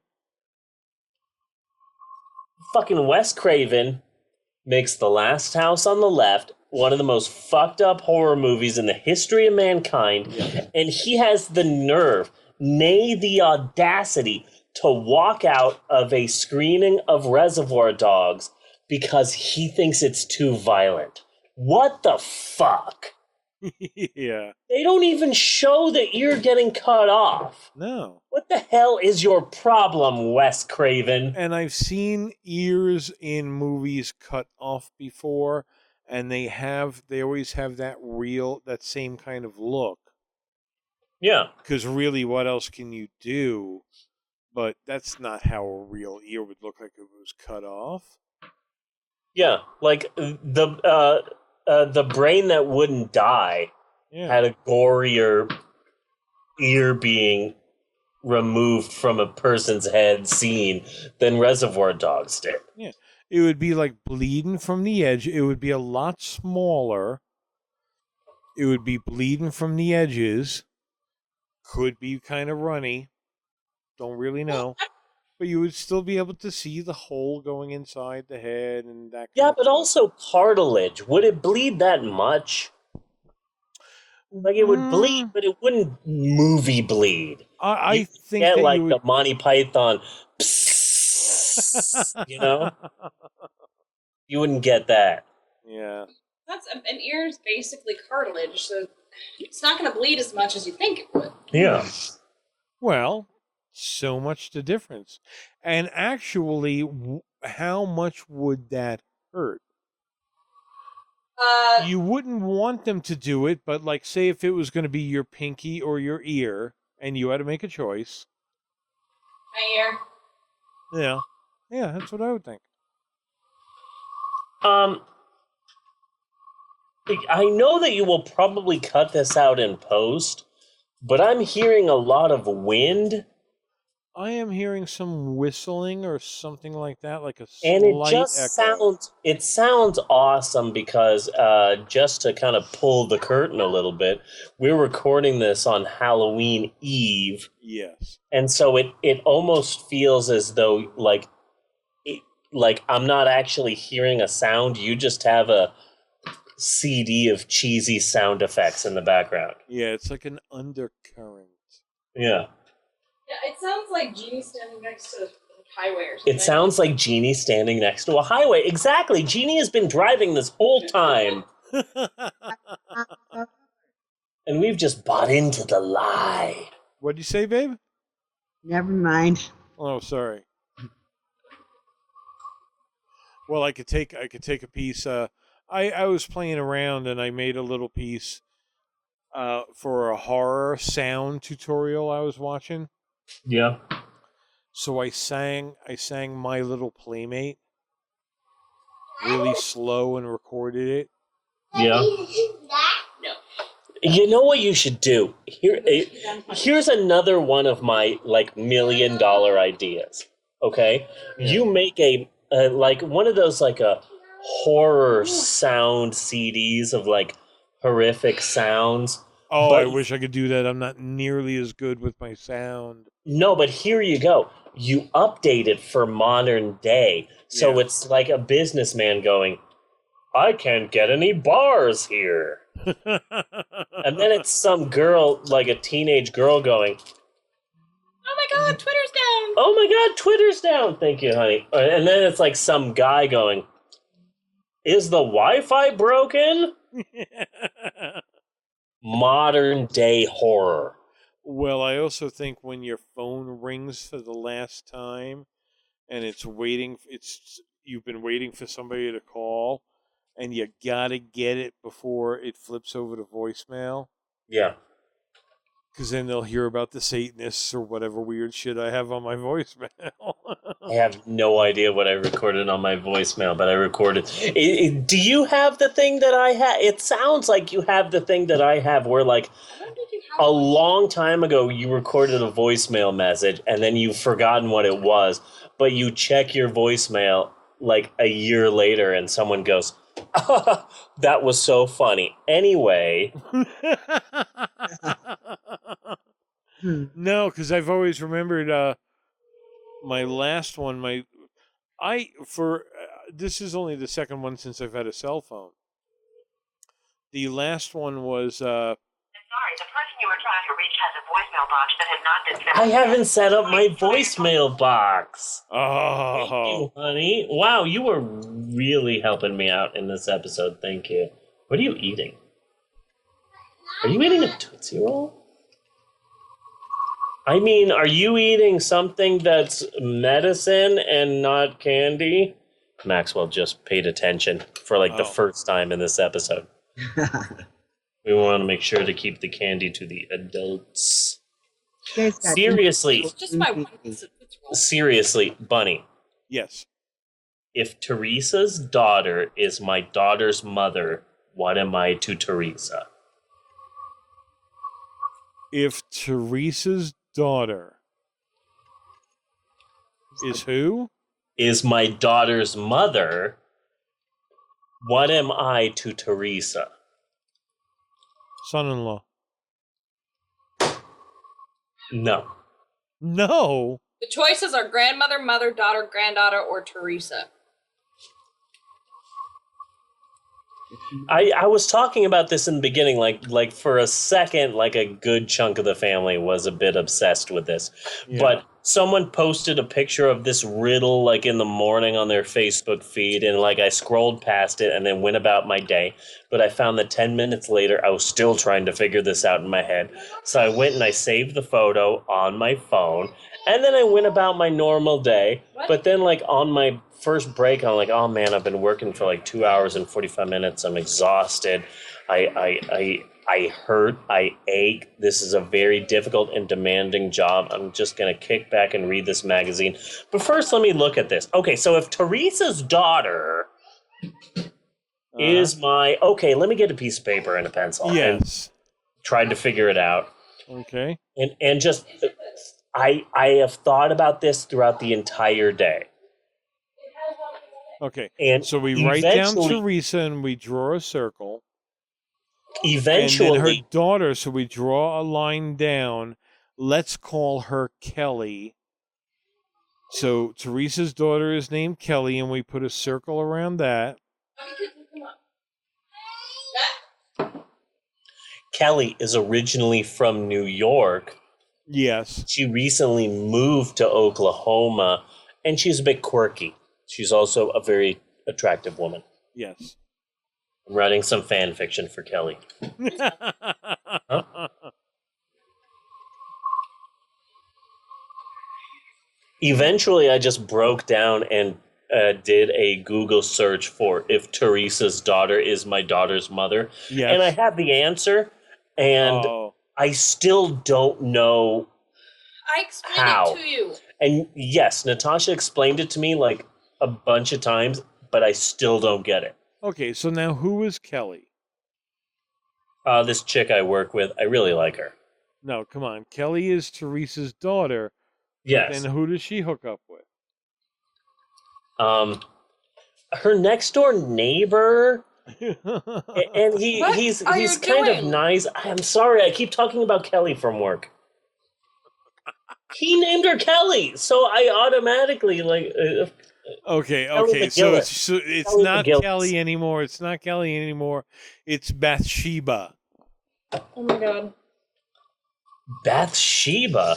Yeah. Bathsheba hooks up with herself because she has 3 heads. Okay, so there's Teresa, Yes. and then there's Teresa's daughter, Bathsheba, and then there's Why did she name Bathsheba's her daughter. Bathsheba? So Bathsheba's daughter. Okay, so Bathsheba's daughter is Lilith. Teresa's daughter, Bathsheba, is my daughter's mother. Okay, you guys both just got me stoned by your words. Okay. This riddle has me word Hush, stoned. you started this. So Bathsheba's daughter is Lilith. Sure. And then Teresa's daughter, Bathsheba, is Bathsheba's daughter, Lilith's mother. You guys are making no So, sense.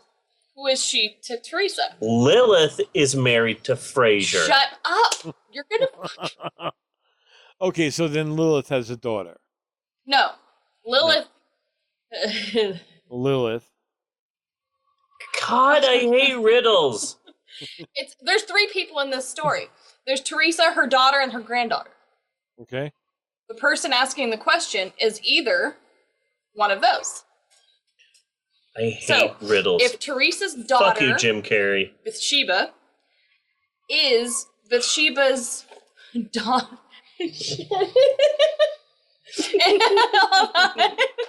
If Teresa's daughter Bathsheba is Lilith's mother. No, see, I can't add names. You're fucking me up. Teresa's daughter is the daughter's mother.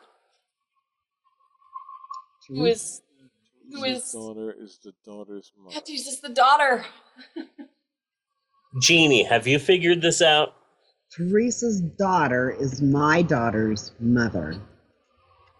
Is that right? Yes. Way it goes? Okay. So Teresa's daughter. Are the courts involved in this? Is there a thing going on where like you know there's this a kid, grandmother. you know, like Mrs. Brady meets Mr. Brady. There's a grandmother. And then they split up, and then he's fighting for her kids. Okay, I got. Like she was kind of like, I saw them first. Is the person asking the question is Bathsheba? Thank you. Wait, but who's Bathsheba? Like I don't remember daughter. the Bible. Daughter. Oh, shut up. Bathsheba is Teresa's daughter. Yes. But how did you get to that? Show your work. I showed work. I showed you. I know you showed it, but I still have no fucking idea. You're Teresa's daughter. Like talking about yourself. Oh. Yes. You are Bathsheba. You are. Say it as if you were Bathsheba. Hi, I'm Bathsheba. Or should we do it as Shatner saying, I am Bathsheba. Yes. Your Bible is a lie. Come worship the Spock. So on that note, maybe we should take a break. Do you think we should take a break? Think we should take a break? Jeannie, do you think we should take a break? Okay. And then we definitely got to get these 4 ladies back into the mix. Okay, so we will be back with more of the Pope on Film after these commercial messages. Faye Ray. Janet Lee. Adrian King. Heather Langenkamp. Amy Steele. That weatherman who saw the cockroach. Oh my God! Jamie Lee Curtis. And you. Come on. You know you wanna. Let her rip.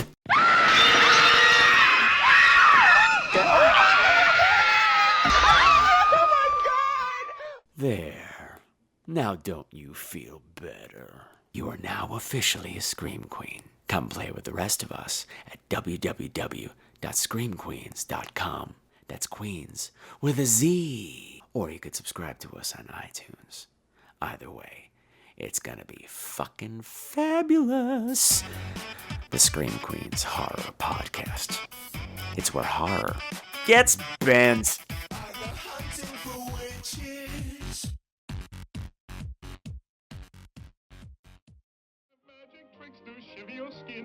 Hey everybody, it's me, your old friend Dabney. And I'm here to give you who's on the leaderboard this week. Our tale today is about a young man. Bring up the leaderboard In a small farm in the remote and see where everybody stood last week. He'd spent most of his time in the fields and woods, and he had learned to understand the language of wild creatures. But And now, to this week, he decided at last that he must see more of the great world. at number 10, He walked for many we have miles. Eric Ballou. Very thirsty, he lay down to take 3 a entries. drink. That's good. At number 9, Bill Fulkerson with 3 entries. Why, you... At number 8, R. Beck with 4 entries. Then the young man continued on his way. Joe. I thought I heard a voice. You did. I'm King Ant. Your Majesty, can I do anything to help? Lost. You can use Lost. All you humans keep on walking over our village and breaking our houses. At number 7, Sorry, King Ant. Mr. Mike Street with 4 entries. Barrier so that no one else can come this way. At number 6, Julie Davy with 4 entries. At number 5, Fatal Latuti at 4 entries. We were hungry and thought we could manage on our Number 4, Allison Lee Hinton Barr with 4 entries. Hey, Allison, don't worry about what the other clown has to say. Your name is just fine. There's no such thing as a long name or a name that's too long. He's just a little Nazi bastard. So, sorry about what he said the last episode. What's all the excitement? At number 3, we have Adam Charles Lewis Can anyone win her? Yes, but no with one 4 entries. 60 men have tried already. At number 2, we have Bruce Nobles with 31 entries. Good job, Bruce. And at number 1, the Firecracker, 9-volt DC, with 229 entries. The man is liking and sharing everything he can find. He's kind of hard to keep up with. But good luck, everybody. Keep liking, keep sharing, commenting, or whatever you can do to spread the news about Undead Cow Studio shows, including the Pope on Film and Bob's Dirty Shorts. And remember, the leaderboard runs for a full year, ends on our anniversary, and the prize is a $300 Visa gift card. So get on out there. Mazel tov. We are back with more of the Pope on Film. Now, I want to talk about the Nightmare on Elm Street franchise with finger quotes. Franchise. Yeah. I hate the term franchise because what that says to me is this is a series of films, but also it's a record, and it's a TV show, and it's a floor wax. It's a floor wax, and it's a diaper, and it's a food restaurant. Yeah. Have we talked about the movie at all? No, we have not. Oh, okay. At all. So they made 9 Nightmare on Elm Street films so far. I have a list of all of the Nightmare on Elm Street films. So let's talk about it. Number 1 is the original. It came out in 1984. It was quickly followed by Nightmare on Elm Street 2. But right off the bat, you just got to admit that it was a really cool concept for a horror movie. The first one? Yeah. Really and good. For a good chunk of the, it was a little spotty, but for a good chunk of the series. Mm-hmm. Yeah. Did you tell him? Yeah. No, I did not, but we will get to that. And in particular, before we go too fast over it, the first one had a much better way of slipping slowly into the dream world. Yeah. You know, so I really appreciated that. One of the things that I really like about the first film is just the straight up fact that 15 minutes into the film, the first person dies. The first main character dies 15 minutes into it. And maybe I have been burned by Godzilla movies in my life, but I am used to seeing drama,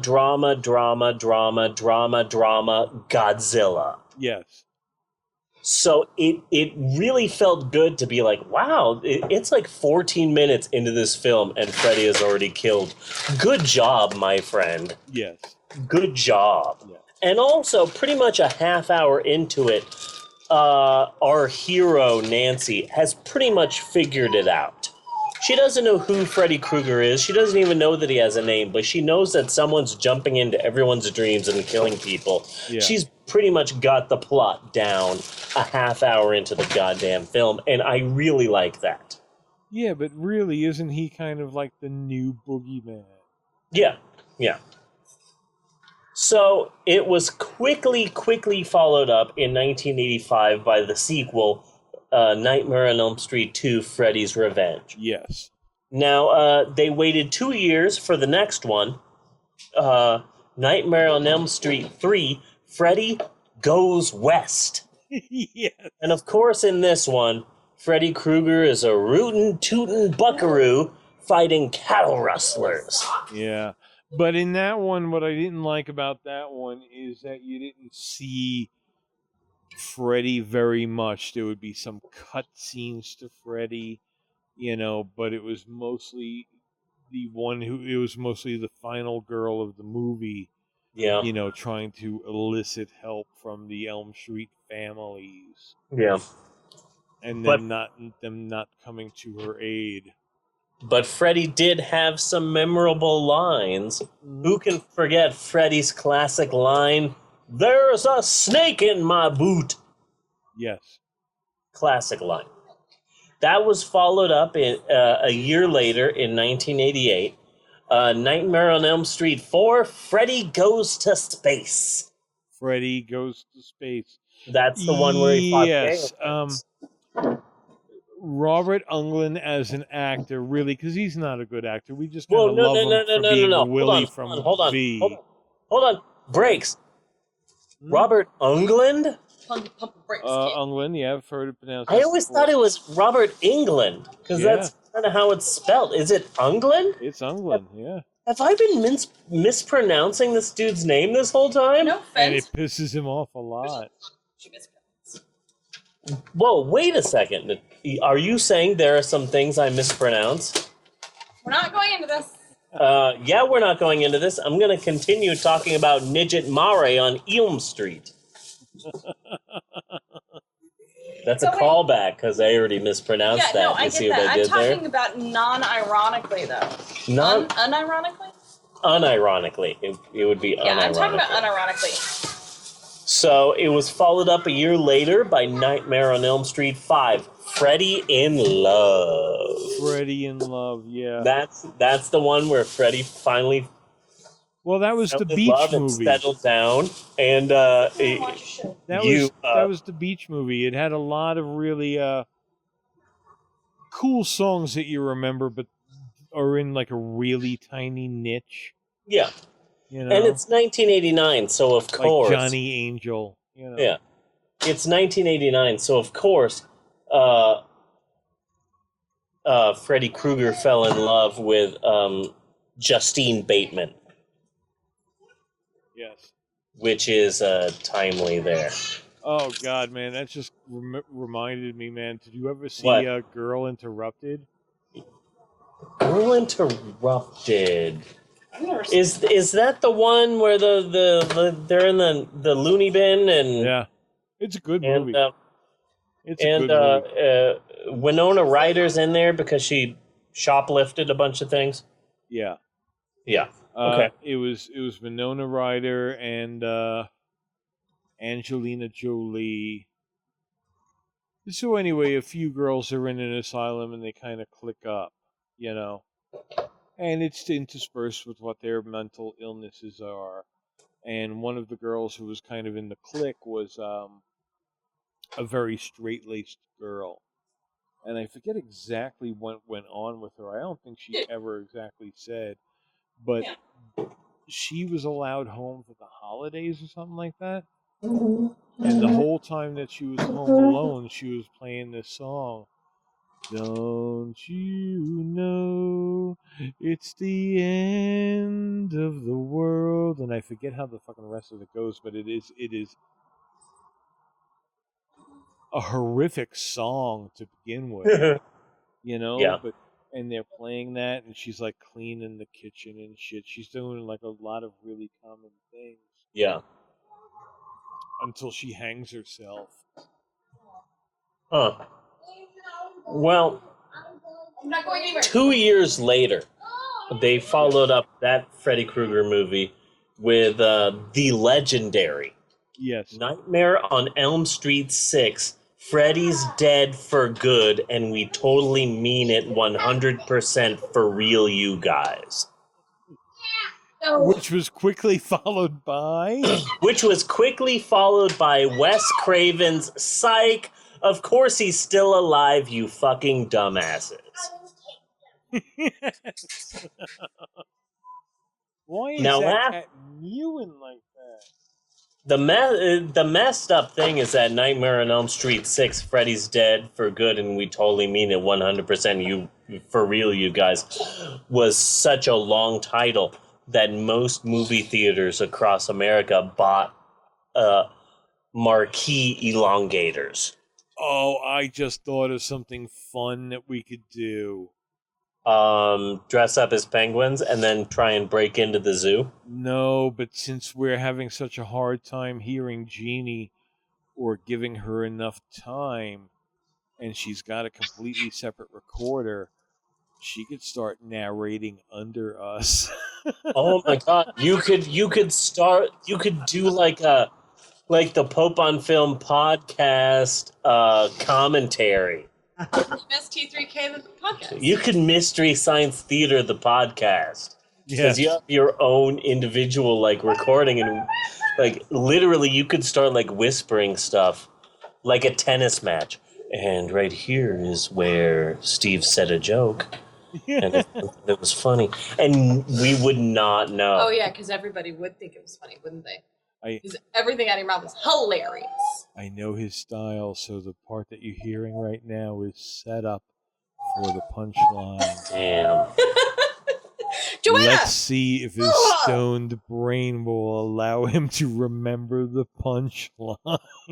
In 2003, they came out with it was a gimmick, but it was a popular gimmick. A lot of people wanted to see this matchup of these two characters coming together in the same movie. Yeah. I am, of course, talking about 2003's Freddy versus Jason Robards.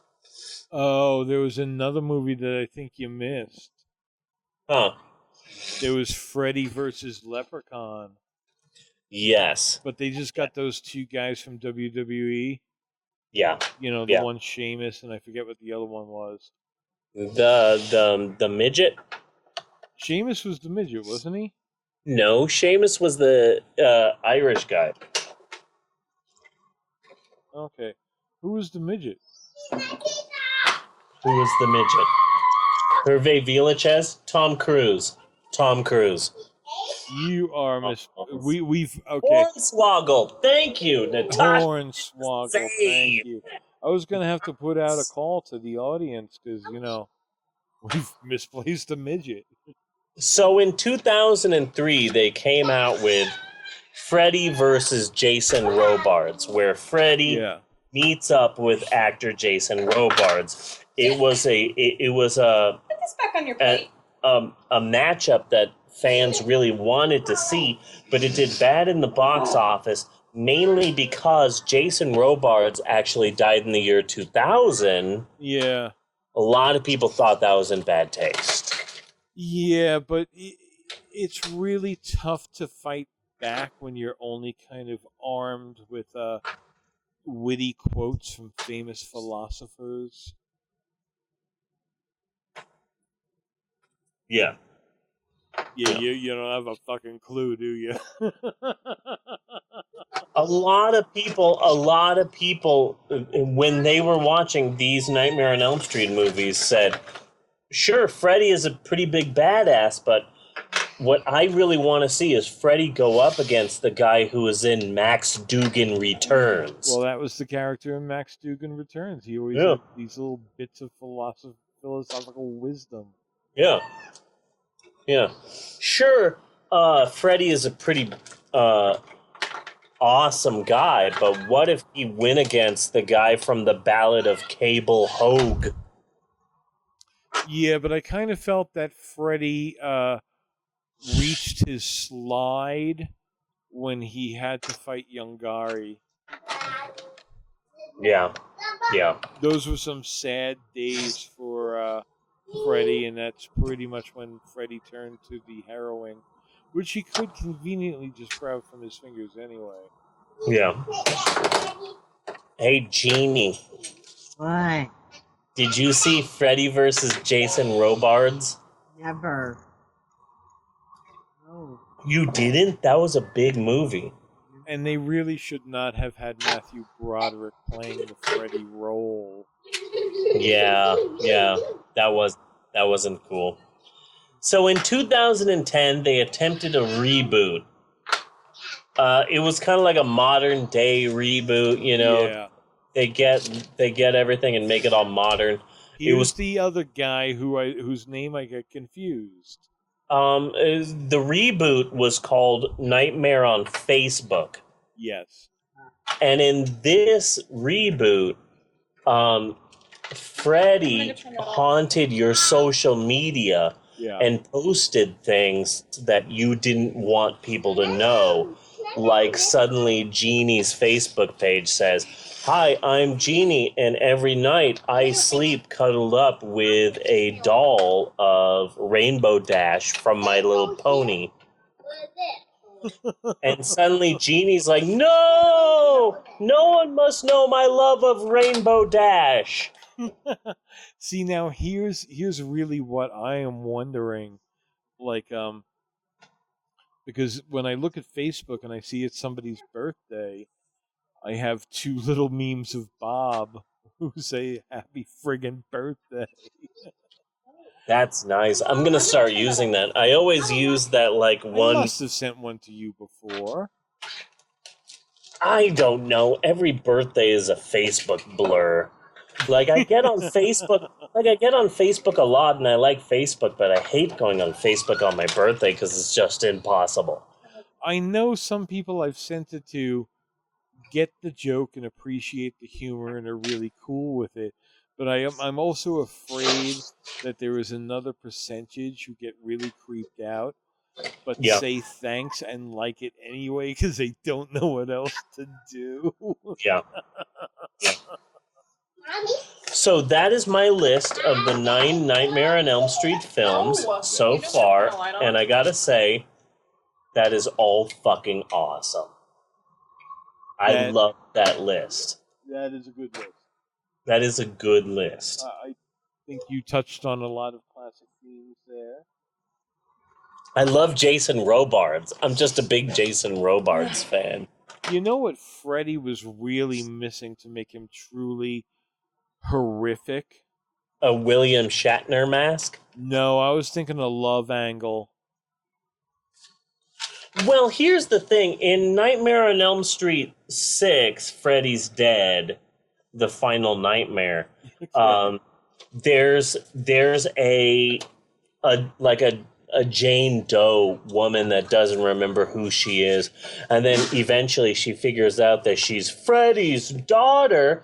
But seriously, who would fuck Freddy? Yeah. Right. That's like the one big hole in the goddamn plot. I don't know, man. I just kind of feel like the Elm Street movies failed. As odd as this would sound, they failed because they tried to hold it together too tight. Like they kept trying to put out good movies long after anybody cared. Here's the thing, though. Okay. Natasha has something.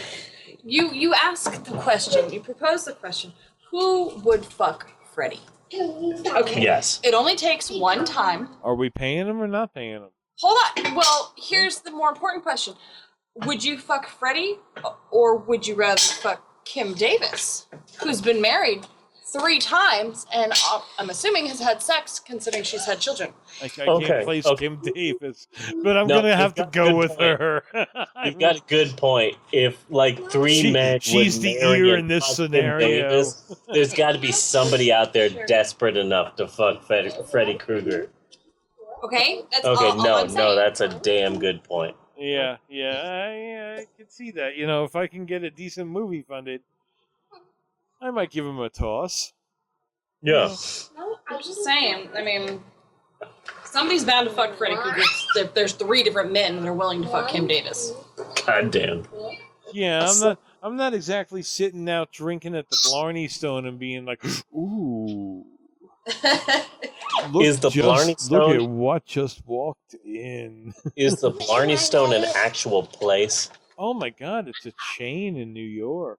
Okay, I was wondering. It sounded like you just did like a shout out, like a product placement there. I just wanted to make sure. Somebody might owe us a couple of bucks. Yeah. Nice. Yeah. Oh no, if you've ever been in one, it's old people drinking. Yeah.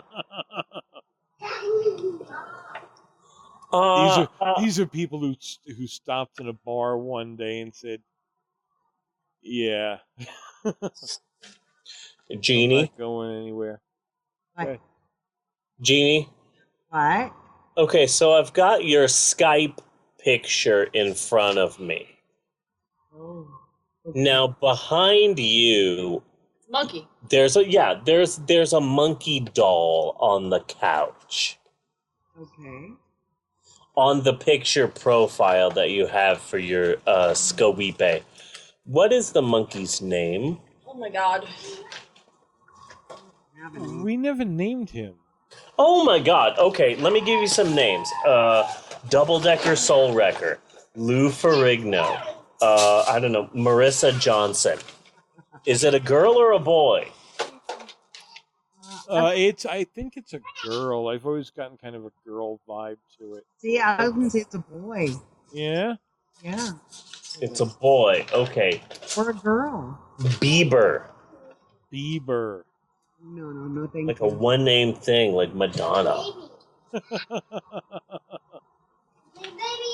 Donald Trump. Oh, you really have to listen to Hollywood Babylon someday with Kevin Smith and Ralph Garmy. I've heard a couple of episodes. I've heard a couple of episodes about like how horrible what's his name Die Hard is. What's his name? Bruce Willis. God damn it! Why'd you have to answer me? I was really happy for like 4 seconds because I forgot Bruce Willis. Yep, honey. Yeah. Do you think you remember the words to the Bieber song? Justin Bieber. Nobody fucking needs you. Wanna know why? I'll tell you why. 'Cause you're a little cunt. That's right. Nice. That's their little song when they have Justin Bieber news. I am more excited than I thought I would be about Mallrats 2. Honey, they're making a Mallrats 2. Did you know that? It has the original cast. How did they get Jeremy London? That's such a casting coup. Yeah. I couldn't even get through that sentence. I just kind of have this fear of looking at modern celebrities and thinking, these are the robots that escaped from Westworld. Oh, goddamn. Don't even mention Westworld. You know that's turning into a TV show on HBO? I had heard talk of it. Oh, my God. No, there's a preview, and the preview looks good. I'm just really upset because Westworld was the thing that movie lovers like you and I still hold a candle for. Yeah. You know, like this bizarre movie that was really big a long time ago, but that everyone forgot. And I love that movie, and I think it's awesome, and it's a great movie, and Yul Brynner, crazy robot going nuts. Yeah. I love that movie. But now it's going to be right there next to Game of Thrones, and people are going to go fucking nuts for it. And I'm just, oh God! Suddenly, like the one litmus test that I use for things like this. My mom is going to know Westworld. And it's like, damn it! Like my mom is going to be like, "Have you seen that show Westworld, Stevie? Oh, it's so good." Oh, Okay. did you know there was a movie? We should watch it. And I'm going to be like, oh, God damn it, Mom. Well, that's where they made the mistake. They definitely should have. They should have made a movie, made a remake movie. And I wanted to see. Oh, what the fuck is his name? Brolin. I forget his first name. I get it mixed up with his dad. Josh Brolin. Yeah. As the gunslinger. I wanted to see him as the gunslinger. That would have been good. He's too busy being Thanos now. You know, just picture him in a fucking poncho and shit. Yeah, I think he that'd would. be good. I think he would Clint Eastwood up pretty well. Yeah. Yeah, no, that'd be good. So, who the fuck else is out there? What? No, I don't know. So I've got some random Nightmare on Elm Street facts. Okay. That I find really bizarre. Okay? All right. Okay. Number one. The character of Freddy Krueger has less than 7 minutes of screen time in the movie A Nightmare on Elm Street. Yeah, they did a lot of voice. Really bizarre to think that Freddy Krueger is hardly in A Nightmare on Elm Street. Yeah, but you know, when you're trying to bring things under budget, you know, then you're trying to figure out how like one of the things you have to start cutting is how much money are you spending and how much time are you spending in makeup. Yeah. You know, so you start having to cut back there and planning out the locations. Yeah. So that he could just throw you in a panel van and drive you from place to place. Hey, Jeannie. Why? What is your favorite movie? My favorite movie? Yeah. Now, let me guess. Dirty Dancing. Am I right? No, you're not. You're really close. Really? Really? Okay, so let me think. Let me think. Something close to Dirty Dancing. Okay, hold on. Hold on. No, let me guess.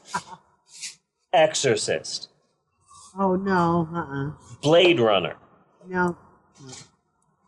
Lambada, the Forbidden Dance. Let the right one in. No. Oh, God damn it. Walk Hard, the Dewey Cox story. Is it Oogie Loves? It could be Oogie Loves. It could be, if I ever watched it again. Depending on how high you are, right? Because I can't even watch that Okay, sober or drunk. It's Wendy Windows. Wendy the Window, isn't it? I knew she was a Satanist. I knew it. No, really, like, what's close to, Wait. Legally Blonde? Pretty Woman? Pretty Woman? No, I don't like here. His little piggy eyes. Beaches. It's not really close to Dirty Dancing. Oh, God damn it. So I'm trying to think of, like, Dirty Dancing type movies. Well, I'm always thinking of one movie that I thought was your favorite, but, like, it's not lining up with anything that's being mentioned. No, Cannibal Holocaust? Kidding. It wasn't really like, it's not near Dirty Dancing. The Conjuring? Insidious? Candyman? Halloween 3. Freaks. Is it Halloween 3? SS Hell Camp? Is it? Thanksgiving. Naked nuns with guns. That's it. Best butts in the West too. Happy Scrappy Hero Pup. You guys can't hear me, can you? Yeah, we can. No, we can. I think we wind up overloading the system for some reason. I don't know why. What's your favorite movie? Like, I'm on edge. Oh my God! You're gonna be so disappointed. It's The Wizard of Oz. Trust me, he's That's not. what I thought. Yeah. We should have been on the dating game. Wait, what? The newlywed game. I didn't hear. What was it? Wizard of Oz. Oh, Wizard of Oz. The classic. You of course mean the Muppet version. Oh. No, not really, no. Oh, you don't mean Muppet Wizard of Oz, the one with Quentin Tarantino? Are you teasing me? Well, the one that was the remake from the 1929 film? No, just the I original. hate it when it lands to silence.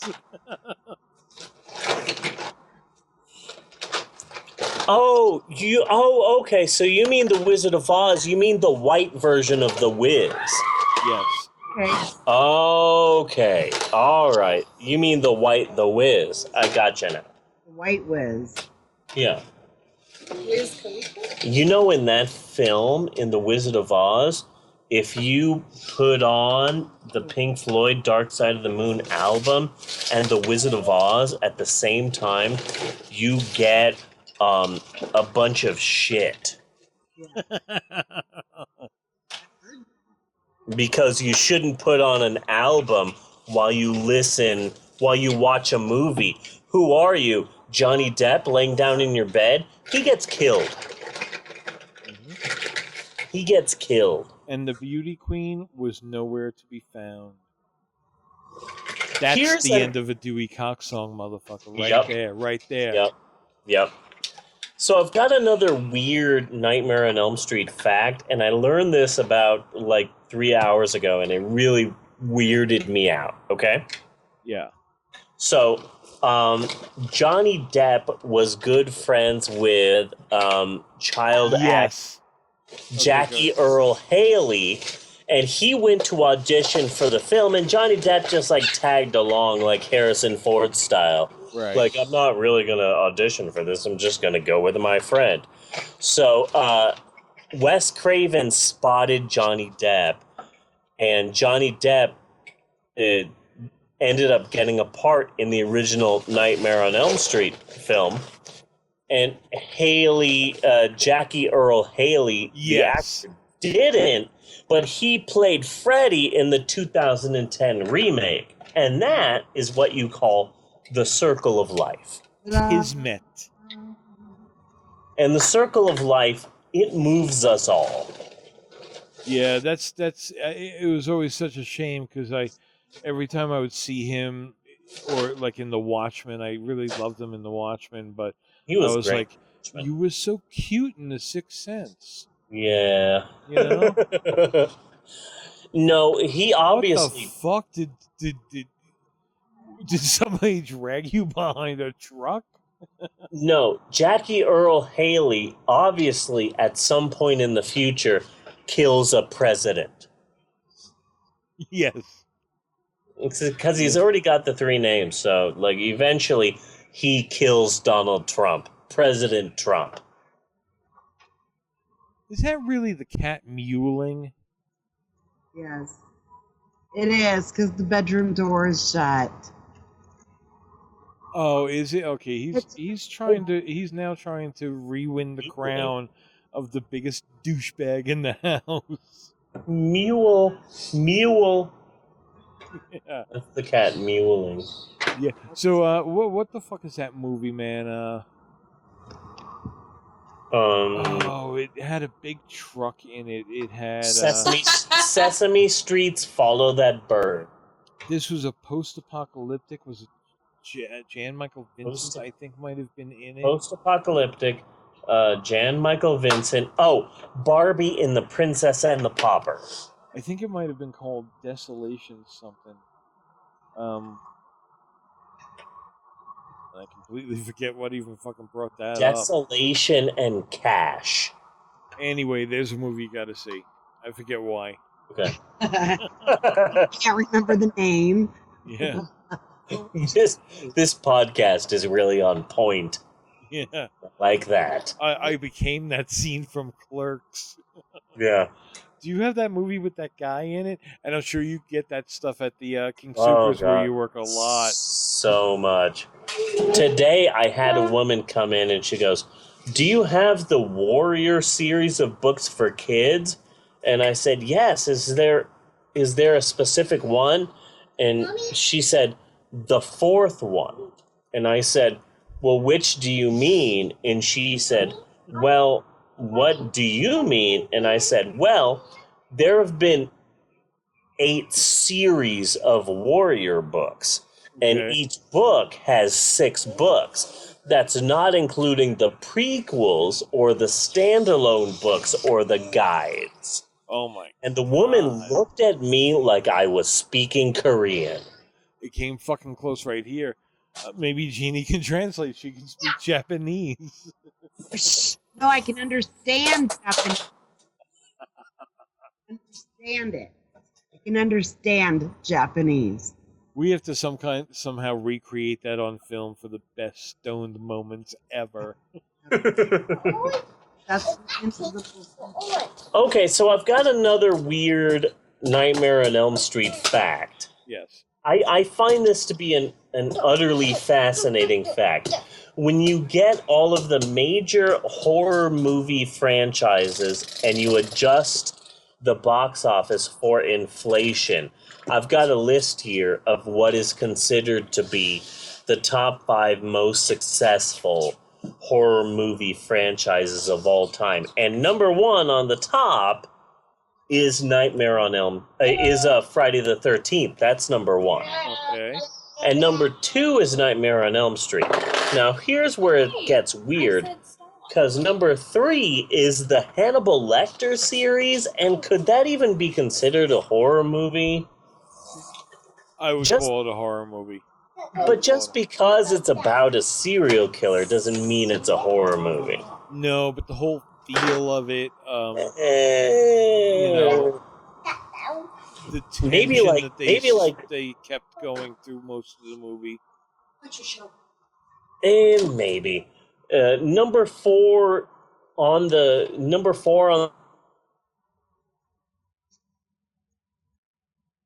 But I think that Nightmare on Elm Street is beaten by Friday the 13th just because of basic numbers. They made 12 goddamn Jason movies. Most of them sucked ass. My favorites were like the really shitty ones, like Jason in Space and Jason... Exactly. And that's why I said that I feel that the Nightmare on Elm Street series died because it fought to keep too straight. Like, they kept trying to put out stories that they thought were good and compelling, even though they were failing on their own level. Where they should have... Freddy should have gone to space. Freddy should have gone back to high school. Like, Jason went to space. There's a Jason movie where Jason goes to space. That's amazing. But just think about the Freddy Krueger remake of Tommy Boy. You know? That'd be awesome. That would be awesome. Yeah. So I like Jason X. Jason X is fun. Yeah. Jason X, Jason in Space. Then there's Jason Goes to Hell, that's the movie where Jason goes to Tucson, Arizona. And my absolute favorite is Jason Takes Manhattan. That's the one where Kermit writes a musical. Yeah. So they go to like New York to like put on the musical on Broadway, but no one wants to give him a job. So then like the Muppets all break up. But then like Kermit gets someone to like put the play on Broadway. But then Kermit gets like amnesia. Okay. But then like it ends up where like Kermit and Miss Piggy get married at the end. What?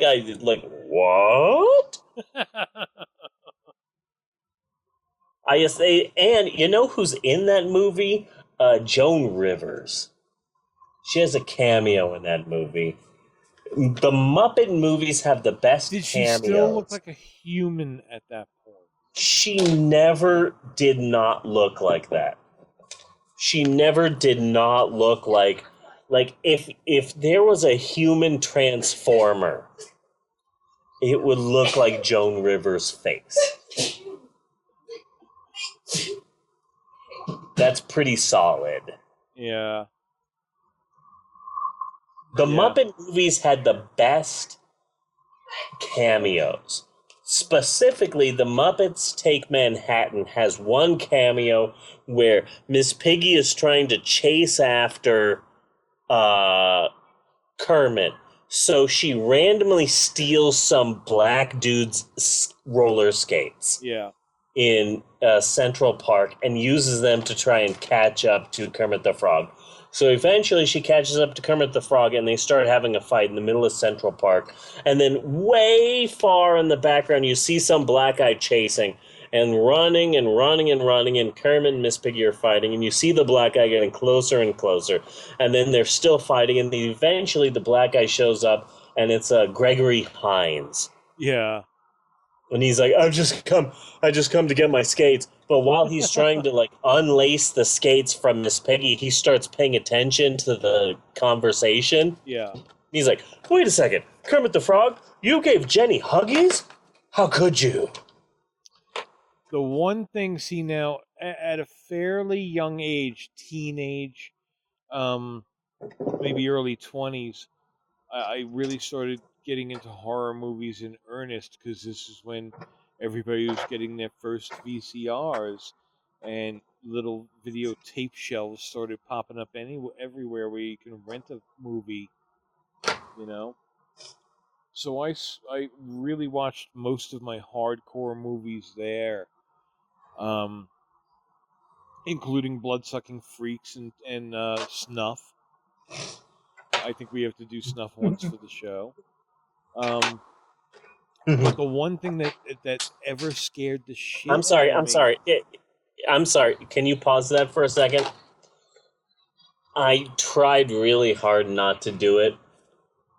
And I was laughing because I was trying not to do it, but I really do have to do it. You rolled a 20-sided dice, didn't you, motherfucker? No, I heard something in the background. No. Snuff. Yeah. The film that can only be filmed in South America, where life is cheap. Okay, continue. And so are production costs. But nothing really scared me until I caught an episode of Freddy's Nightmare. Freddy's Nightmare on TV. Because what I saw was it was so fucking cheaply made and shit, and it was just Freddy in throw-on makeup. Oh God, that show was horrible. Standing in front of a brick wall, and my thought was, he's gone nuts. He's pulled a total fucking Superman. He thinks he can fly. He thinks he's fucking Freddy Krueger. And he's shooting this shit in his basement in his spare time. God, I hated that goddamn show.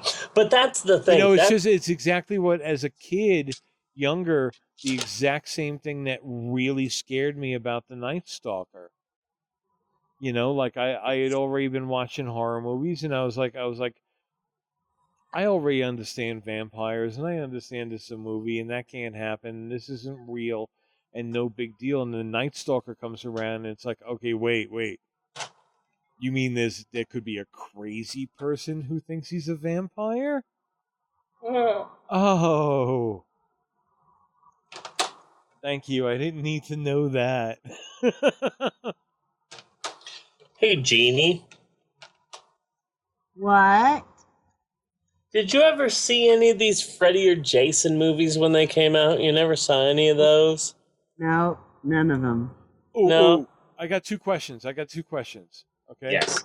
So, sweetheart, Yeah. I wasn't expecting this, but out of all the movies that I've shown you, not counting theater movies, okay? Okay. What's the worst movie in your opinion I've shown you?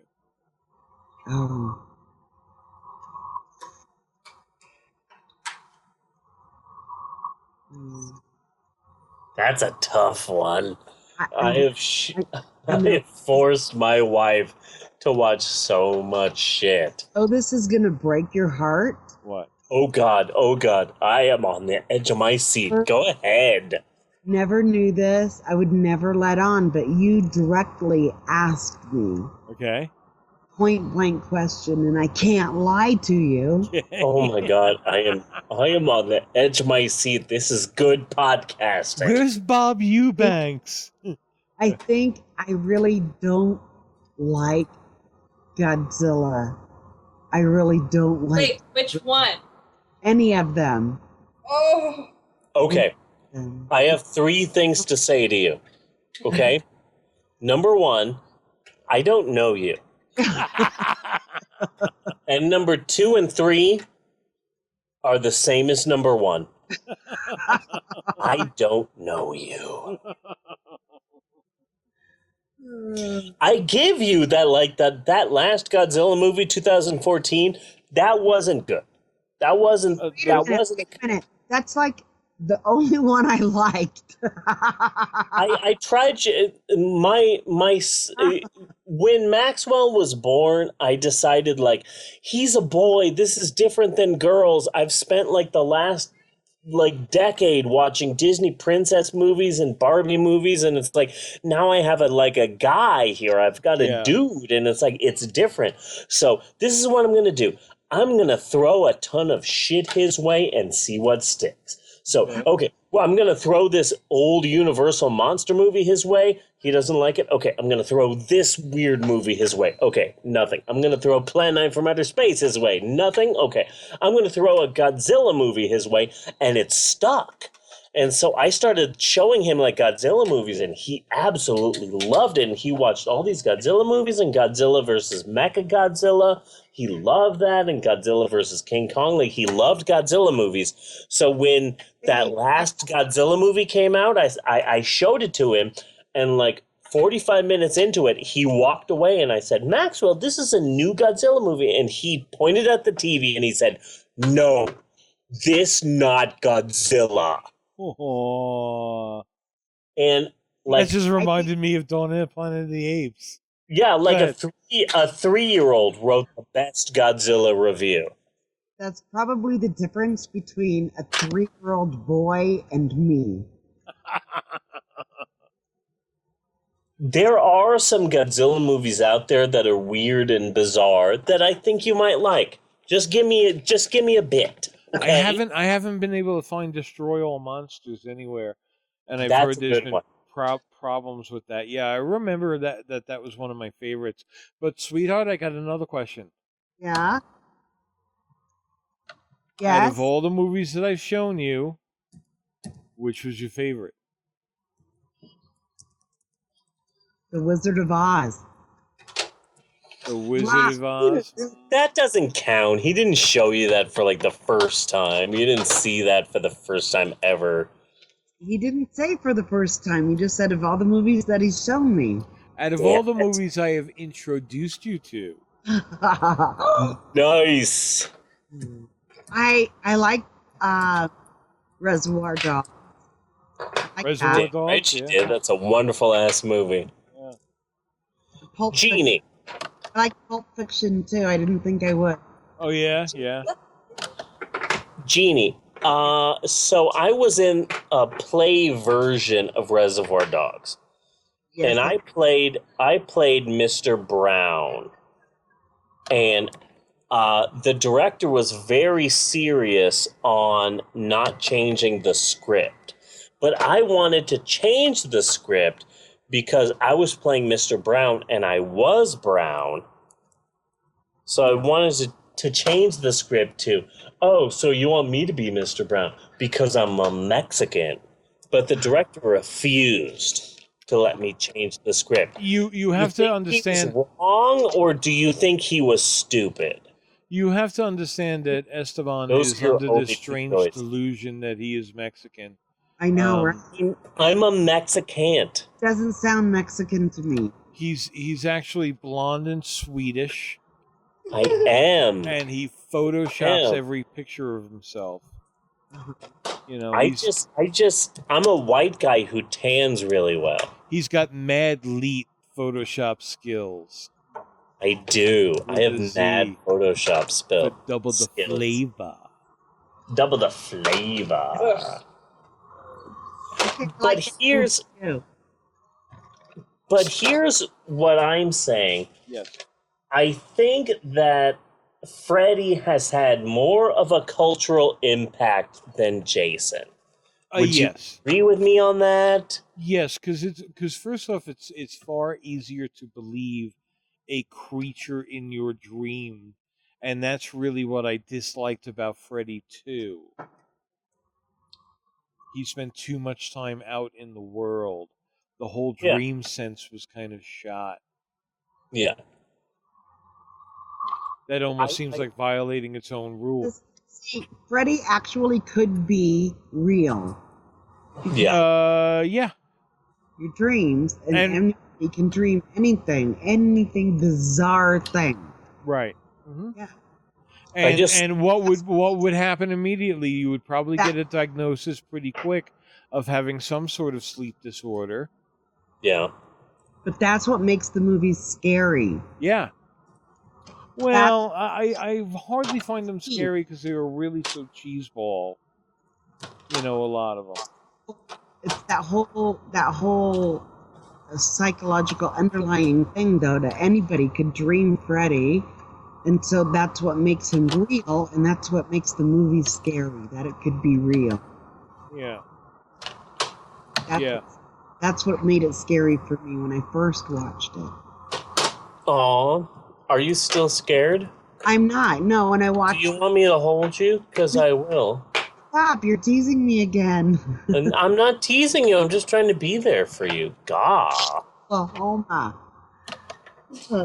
Trying to help you out. Shut up and let her finish. But this last time, it was really cheesy. It was just kind of funny and cheesy and like, oh, look how they did that. And look what there. The tongue looks so fake. Yeah. Have you seen the documentary on Netflix? You mean the 14-hour documentary about the making of pure golden Nightmare on Elm Joy. Street? Yeah. That documentary is so goddamn long. Can you hold on for just a second? Sure. Lauren, come here. Come here. Come here. Come here. Come here. Come here. Come here. Come here. I am now joined on the podcast.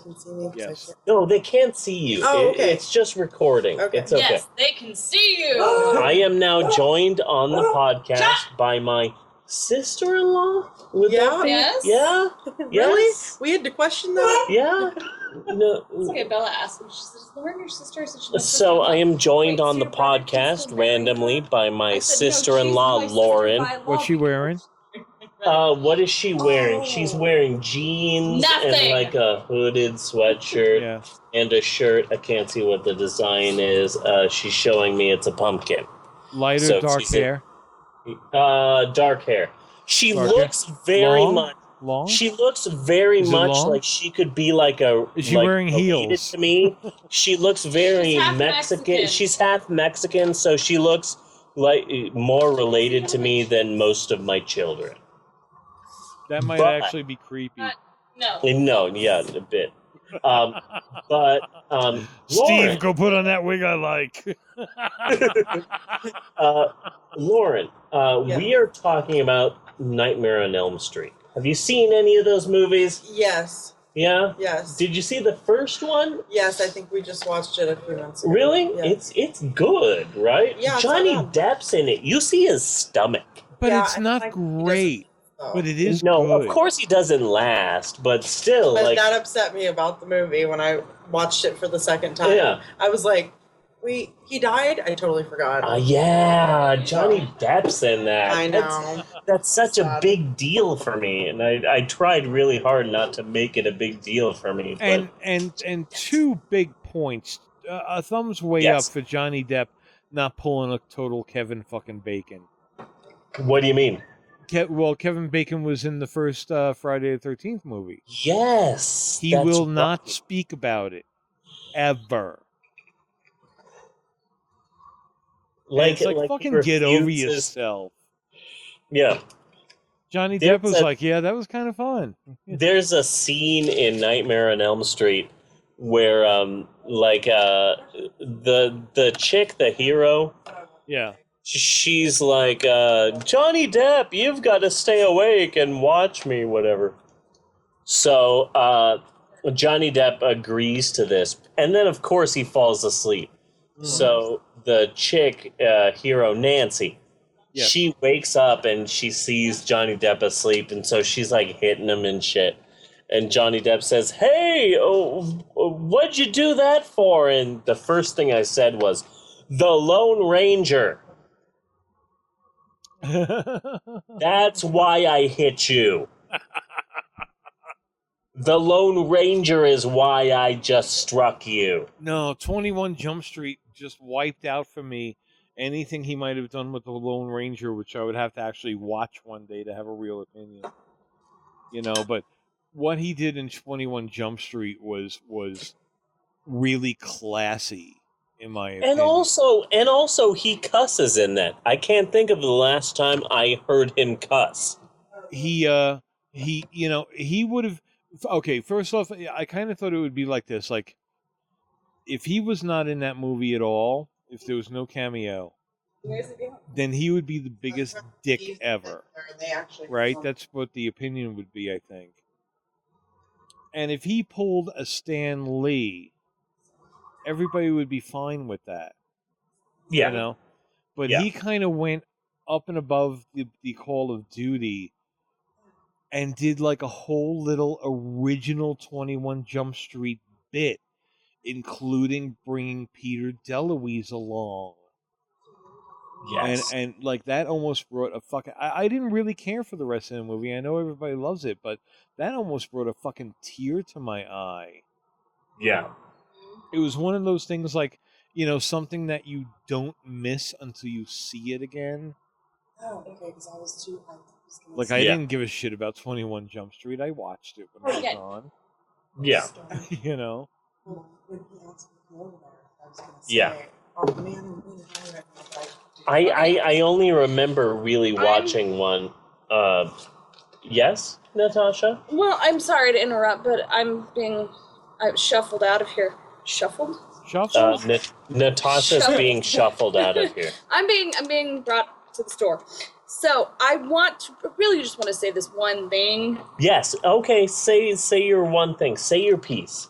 Say your piece. All right. So Johnny Depp's dad in the movie, could he be more insensitive? Could he be more of an asshole? Yeah. I mean, like towards the end, he's like looking at this girl. What's the hero's name? Nancy? Johnny? Nancy. Whatever. Nancy. I didn't really watch it, and I didn't watch the second one, I'll be honest. But seriously, he's like, there's something wrong with her. Well, aren't you so sweet to be concerned about her well-being? Yeah. I don't want her around our son. Wow, you're a dick. Don't you think most fathers would kind of be like, maybe he's going to get a bit, leave him alone? Well, I mean, the thing I like hasn't he like watched this girl grow up? Haven't they lived next door to each other for a while? Yeah. So he knows her. He knows she's acting wrong. So there's obviously something going on with her mental health, and you don't give a damn. You're just trying to keep her away from your son. That's kind of fucked up. That's the thing I like about the Nightmare on Elm Street movies is the idea of like, I'm used to like Halloween and Friday the 13th where the reason why these kids are being killed is because they're having sex and drinking and they're doing bad things that are against our God, Ronald Reagan, and so they must be killed.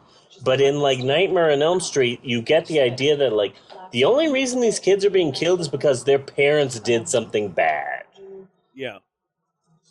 that their parents what pissed like, me off went about nuts and killed someone. What pissed me off about the Friday the 13th movies, because of course, being who I am, I did have to watch all of them. Now I would only watch like the first one and Jason X. So many of them were like a good few of them were like, why am I even watching this movie? You're not even doing good fucking effects anymore. Yeah. You know? You show an axe and then it's in somebody. That's fucking not hard. Yeah. You know? So Yeah. I'm like, you know, you have taken away the only real reason I am watching this movie. Yeah. So that's what pisses me off about that. But you must have caught all the homosexual overtones in 2. That's been largely talked about. I'm so excited to talk about those. I'm so excited to talk about those. Jeannie. What? Did you find the second movie to be in any way gay? Well, I was warned about this or advised about this. So I kind of looked at things. And there was in the beginning, but there were quite a few, and I don't think I quite wrote down. Well, when they were playing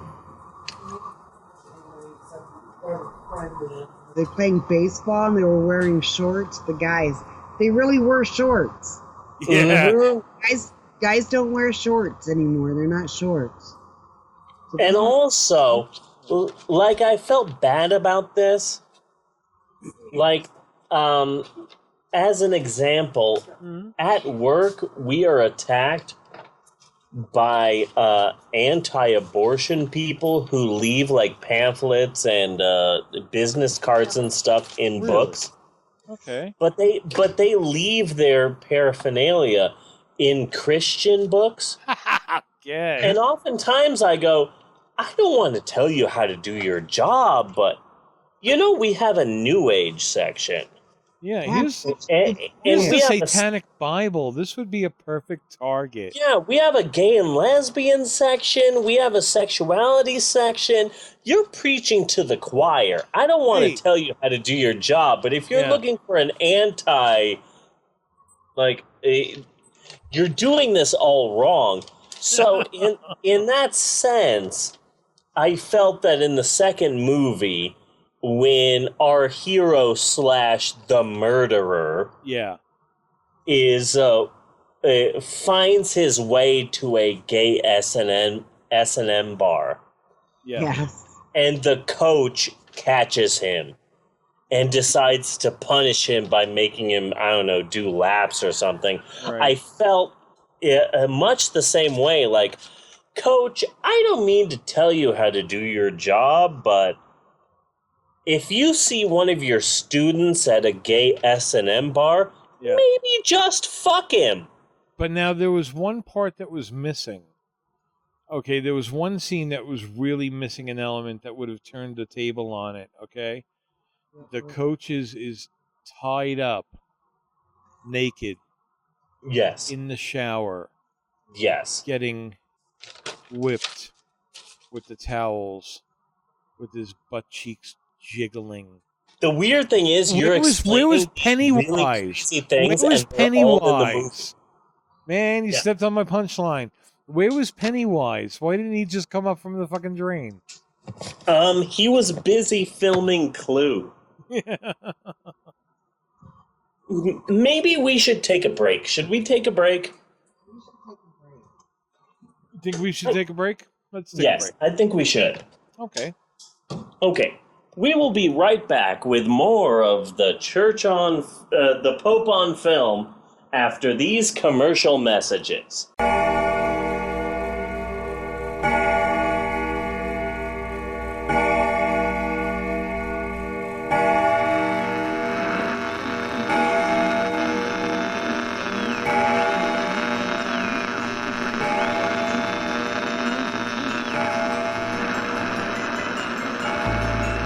What's that sound? Coming to you through the electric mist It's the Midnight Cinephile with new episodes every Wednesday night.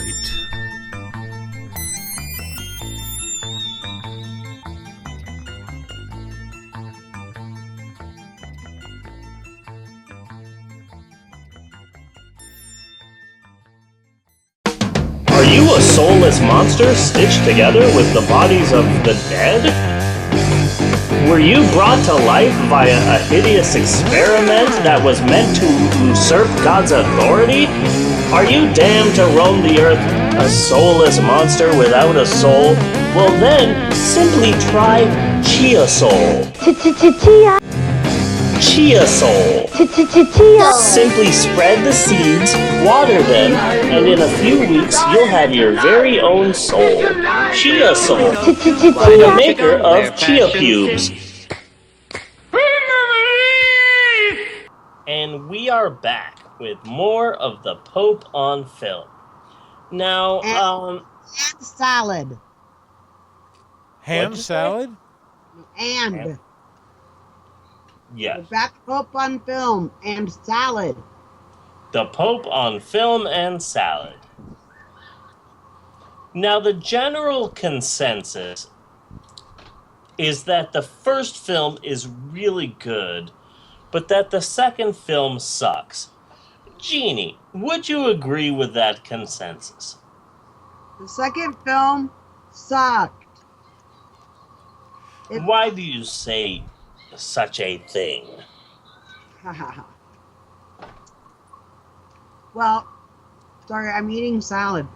The first film was about who Freddy was and what he was doing. And these are the only two Nightmare on Elm Street movies I've seen. The second movie was nothing to do with the story of the first movie. Yes. Like, it could have been a totally separate thing. And yes. I didn't like that. I agree with that. Well, let's talk about the first film, Nightmare on Elm Street, the original. The first, arguably the best, and I'm not just saying that because you get to see Johnny Depp's midriff. Well, it depends on what you're talking about in terms of best, you know? The first one laid the foundation. The first one is the classic. The first one was really fairly a unique story and a unique killer, which we had not really seen before. But I don't think that you can really compare it to the third movie, Dream Warriors in the franchise, because that's a fucking great movie too. Yeah. They're just not the same at all. Well, we're not talking about the third one. We're just talking about the first one and the second one. No, he said arguably the best, so I was arguing. We're talking about all of them. You know what? Hey, Jeannie.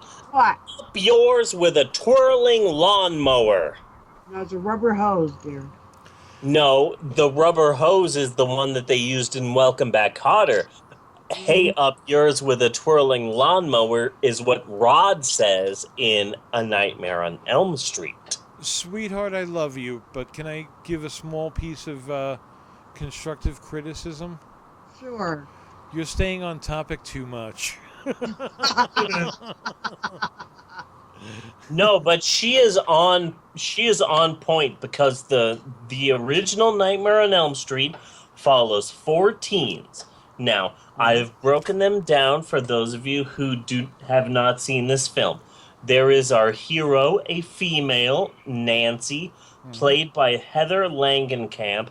She was 19 when she made this film, and she apparently looked insanely young and had a crazy acne problem. And let's talk about her acting for a bit. She's a horrible fucking actor. Yeah. But for some reason, she was like the first. So when I saw the first film, I'm like, God, she is horrible in this film. She's not an actor. She's really bad. Like, yeah. I hate her in this movie. But then when I saw the second one, I thought, You're not Heather from the first film. Why are you not Heather from the first film? Yes. Why are you not the horrible person I hated from the first film? She was first. I feel that yes, she was horrible. She was really pretty bad. There were a lot of elements of the movie that was pretty bad, but they really had a good story going. Yes. And they really, on that first one, man, they really had a good eye for set design. Yes. Yes. If you remember, honey, there was that one scene that I had to call out. I forget exactly how it went. Yes. I remember when you called that out, darling. Nancy was walking from wherever the fuck she was, some very just ordinary, nondescript place, and she starts walking, and it just gets weirder and weirder gradually as she walks into the dream world, and I'm like, that's just fucking awesome. Yeah, that's when you realize she's not really doing that. She's dreaming. Yeah, but just the whole shot was like awe-inspiring. Every time you say honey, I keep thinking you're talking about me, and then I realize you're not talking about me, and then it hurts my feelings. I'm just letting you know. I understand, sweetheart. I'll remember you on Valentine's Day. Thank you. So there's Nancy. Oh. And then there's Nancy's BFF. I forget her name because she dies about 14 minutes into the film. So I've named her... Guys, after she told them not to leave her alone with that guy. Yeah. I forget her name, but I've given her a name, which I think is fitting. Budget Patricia Arquette. Emergency break. Yes? I got to get this out real quick. It's a total non sequitur, okay? Okay. So the other day I had to see the cardiologist, okay? Oh, you have got my attention. It's like that line from Django Unchained. You had my curiosity, but now you have my attention. Yes. So they were doing like an echo scan on my heart, okay? They still don't think anything's really wrong with it, so I'm not even really sure why they were doing it.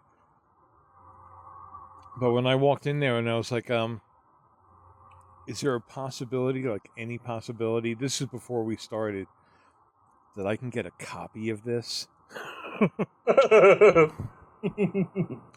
Because I know what it's going to look like. I've seen sonograms and shit. It looks like a sonogram. And he was like, yeah, here's what you have to do. And it was like a simple process. It's going to be here in a week. Nice.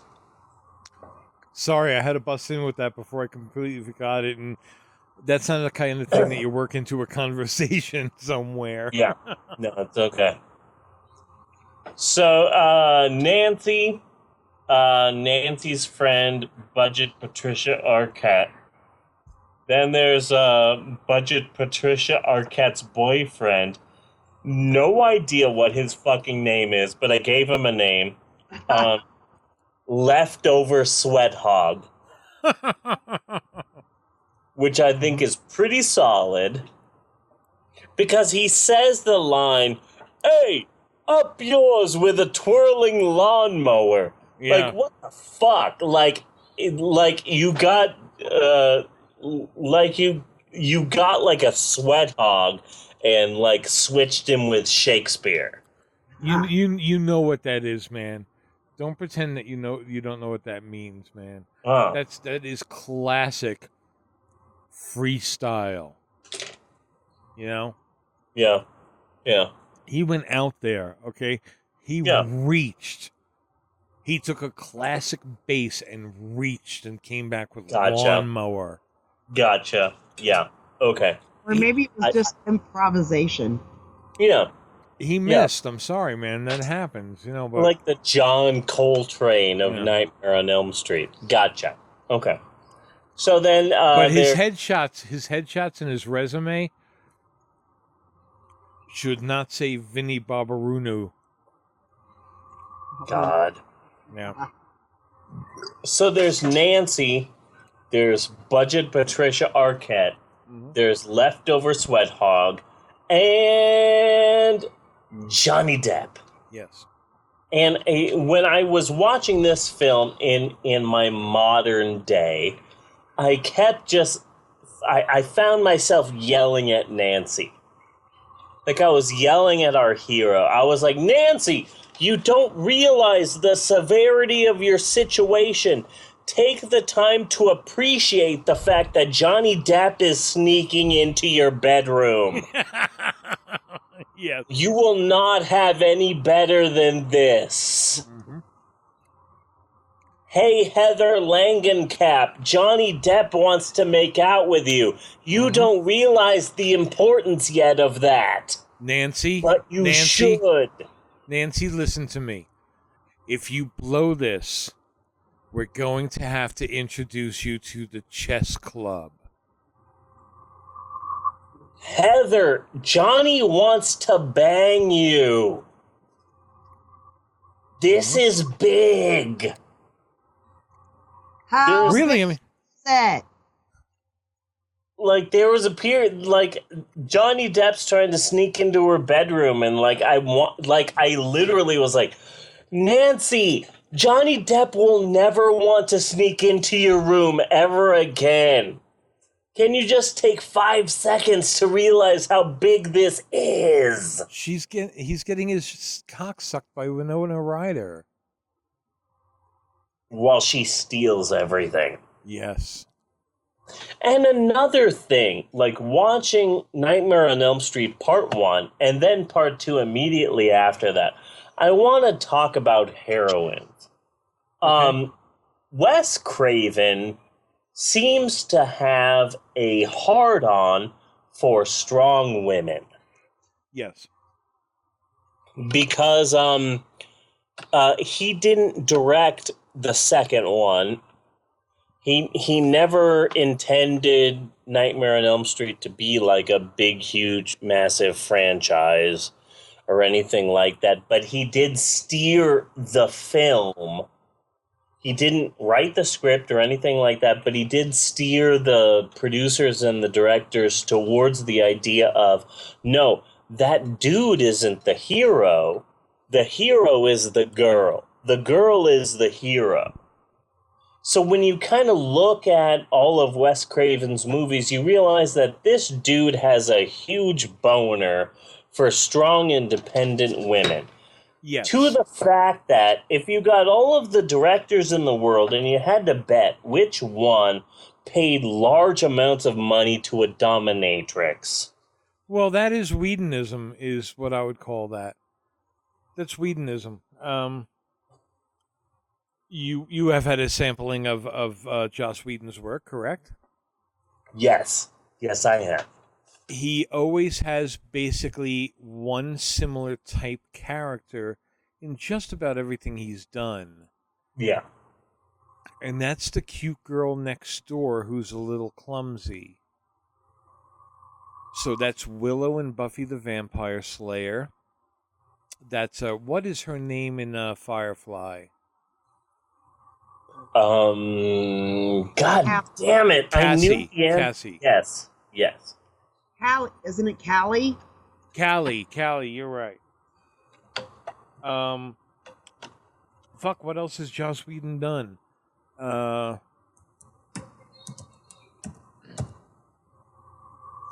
Even Black Widow is the same kind of shade of that. Yeah. You know, if you lined all these women together, you would see the evolutionary chart. Felicia Day is who I'm thinking of. Felicia Day in Dr. Horrible Sing-Along. Kaylee Fry. That is her name. That's what Jeannie said. Yeah. Okay. I said Callie. Callie, you said Callie? Yeah. Oh. Wait. Do you mean that I was right? I was right. Yes, you were right. I would say you. I'm sorry. Both right I'm sorry. It's just I've been married for like a decade, What so happened I to you watching usually hear Firefly? that. Wow, I was right. This is like porn for me. What happened to you watching Firefly, man? I just don't have the strength to blog. Well, watch the show anyway. Well, I don't have. Maxwell and Bella take over the TV, take over Netflix. Like I don't have time. You got an idea of what the show is like. You really got to see Janestown. No, I've seen that episode. You seen Janestown? Yeah, the statue. Mm-hmm. It ain't about you, Jane. It's about what they need. Yeah. Like, I swear I've blogged about that one. But even right now, as I am doing the podcast, Maxwell is laying down on the couch watching Hobby Kids. Oh, okay. That is how much this goddamn stupid fucking show has taken over my fucking life. And if you have ever seen a show that has taken over your life, leave a message in the comments. Give this video a thumbs up if you like videos or breathing or existence. Yeah.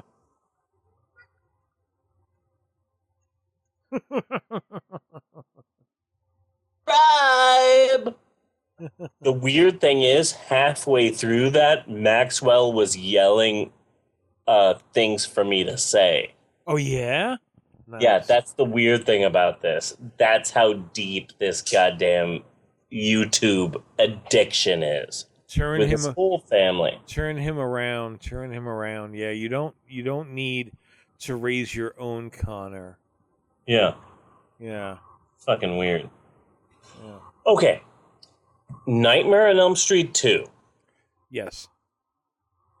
Wes Craven did not want to do Nightmare on Elm Street 2 because he didn't want it to be a franchise or a series or anything like that, but he apparently was okay enough to cash a paycheck. Yes, and I'm sure at this time he was also entertaining some other offers, lucrative or not lucrative. Oh yeah, he was making. He had to have done Swamp Thing right in the same time period. Yeah, because he was making such huge films that changed lives, like Swamp Thing and The Serpent and the Rainbow. The Serpent and the Rainbow was genius. That movie was fucking great. No, I haven't seen that. I did not see that movie. Oh, no, you need to. It's really good. The People Under the Stairs. Yeah. Which made people scared of stairs. That's like Wes Craven going back to the well, where it seemed like in the Friday the 13th days he was trying to get above that. Yeah. Because he said himself he never really wanted to be a horror director. This is just kind of where he landed. Hey, Jeannie. What? Is there like a horror movie that like you would never see? Oh. There are horror movies I would never show her. Say that. I know there's like what? What horror movie would you never show her? Well, first off, just in general, when it comes to movies, Jeannie has a range of interesting tastes. They seem like they're just slightly out of line with mine, where sometimes I think, oh, she's not going to like this, and I'll put it on. She'll just like fucking love this movie, whatever it is. She really does not like horror movies that are too reality based. So something like The Devil's Rejects, that's not a good one for her. One I want to do on the show, I want to see if it's still on Netflix, is a movie called Series 7. It's great. Oh, God, I love that movie. God, I love that movie. I did that on my blog, like one of the first bad movies that I did on my blog. It wasn't even a bad movie. I just found like a free version of it. God, I love that movie. It's so realistic. So I wouldn't. There are certain movies I wouldn't show her. I wouldn't show her last House on the Left. I'm not even interested in watching it again myself. Yeah. I wouldn't show. Hi, Gina. I wouldn't show you like I Spit on Your Corpse. You know, might show you Bloodsucking Freaks because that was just a fucked up movie. There's a lot of movies, but that's the general thing. You know, other than that, I would show her like anything else. I was like, you got to try Metropolis. You know, you got to give it a try. It's a great fucking movie. Yeah. You got to give Big Birdcage a whirl. One of the best women in prison flicks. You know. Yeah. I am currently looking for Series 7 of The Contenders. And I'm having a hard time finding it, but I'm looking for it. Yeah. Have you tried looking for Sandman?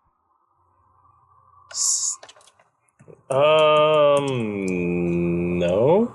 That fucked up documentary I told you about. Do you remember that one, Jamie? Oh. You have to refresh my memory. Cure for Pain, the Mark Sandman story? No. No. No? Okay. No. This was a documentary of filmmakers who were all in the sub genre of fake snuff movies. Oh, vaguely. I kind of. And some of them were just like, hey man, you know, I'm just trying to come up with the best movie that I can, and like there was something kind of respectable for them where they were just doing their art and I can't say anything about the art. And then there was some guys in it who were like fucked up. Can you say that again? I don't think so. Damn it. Damn it. Because there was one guy in particular, like, he would stalk, it was always particularly women. He would stalk women for a while and then approach them about a movie he wanted them to be in. And then she would go meet this motherfucker. Okay? The fuck? And then they would shoot the movie, and it was always the same movie. It was just that the girl was always different. That a young, pretty girl is walking down a dirt road somewhere, and somebody jumps out and kills her. Basically, that's it. It's called S&M Man. Yeah, it's like an ampersand. Yeah. Mm-hmm.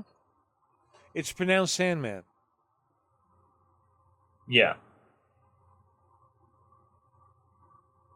You found it. I'm looking for it, but I can't find it. Okay.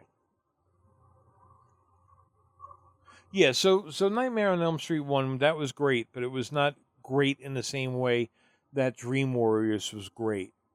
Okay. And that's like the only two great movies in that series. Can I hijack this for a second? Sure. Okay. So let's. I'm gonna bring up our feed burner for a second. Okay. Okay. So let's talk about some of the movies that we have done recently. Oh, you don't want to save this for the New Year anniversary? Hold on. No, hold go on. through. Go ahead. Yeah. We did The Purge, and then we did Cannibal Holocaust. Yeah. And then we did Night of the Living Dead. And then we did Plan 9, which was big for me because Woodism and all of that. And now we're doing Nightmare on Elm Street. Just throwing out an idea here. Uh-huh. Can we do an easy one? Oh, well, I kind of think... Here's what I think, okay? Because this puts us into November now, and we've already earmarked March of the Wooden Soldiers. You know, and November, you know, it's really that borderline between fall and winter, you know? Yeah. So let's keep it light, like Happy November, yee, Can we? I'm just thinking, can we do like a goddamn Star Wars or like a what about like Star Wars Uncut? Is that what it's called? That's Like what it's called. I don't have that one. I know there's a website somewhere. Yeah. The fan made one that keeps changing every time you see it. What about that? Can we do that? Can we do Star Wars and Star Wars Uncut? That would be easy. The both of them? You want to? Well, I guess so. Yeah. We would have to compare and contrast. Genie, what sayeth thou?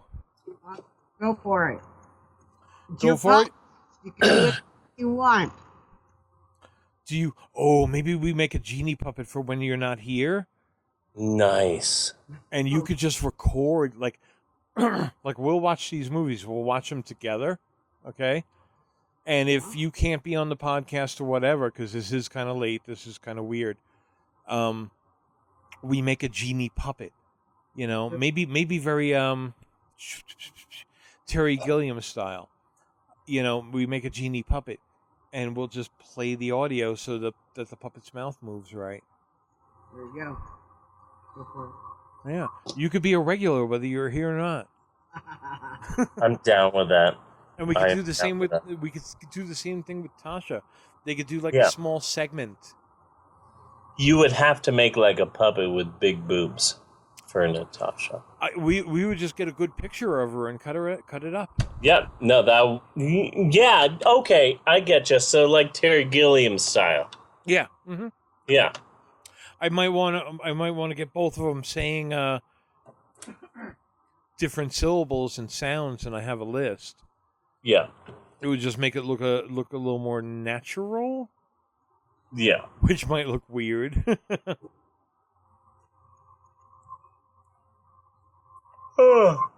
So the second film, Nightmare on Elm Street 2, Freddy's Revenge. This film is gay. Oh yes. Now I don't mean that in a negative way. I don't mean that in an Eminem sort of way. Like, I'm trying to make you feel stupid, I'm going to call you gay. No, this is a gay film. Yeah. So much so that when you go to the film, when you go to the movie on Wikipedia, A Nightmare on Elm Street 2, Freddy's Revenge, there's a whole section called homoerotic subtext. Yeah, well, the whole fucking movie is about a young teenage boy in the midst of homosexual panic. Like, what the hell? There's a demon in him. Oh, let me put on the sexy voice. There's a demon in him that he's gotta let out. You just got me so rock hard.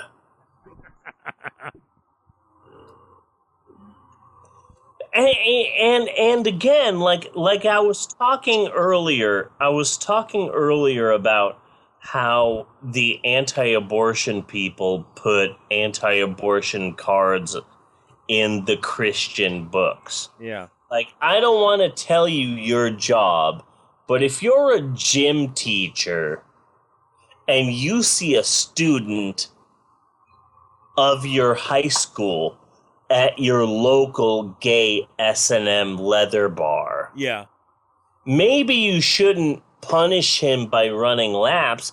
Maybe you should just fuck him. Like, I don't want to tell you your job, but maybe instead of like going, ha ha, I caught you, student, maybe you should go, hey, we're both at the S&M leather bar, maybe we should fuck. Yeah, but now completely on the other side, okay? I forget his name, man, the character's name, but anyway, this could have been his first beer ever. You know? And for the whole rest of his life, maybe conversation comes up about, hey, Steve, when did you have your first beer? And they would turn to him and be like, I don't want to talk about it. I don't want to talk about it. No.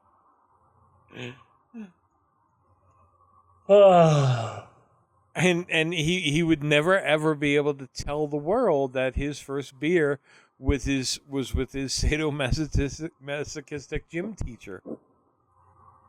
Like, seriously? You see your gym teacher at the local gay bar. Yeah.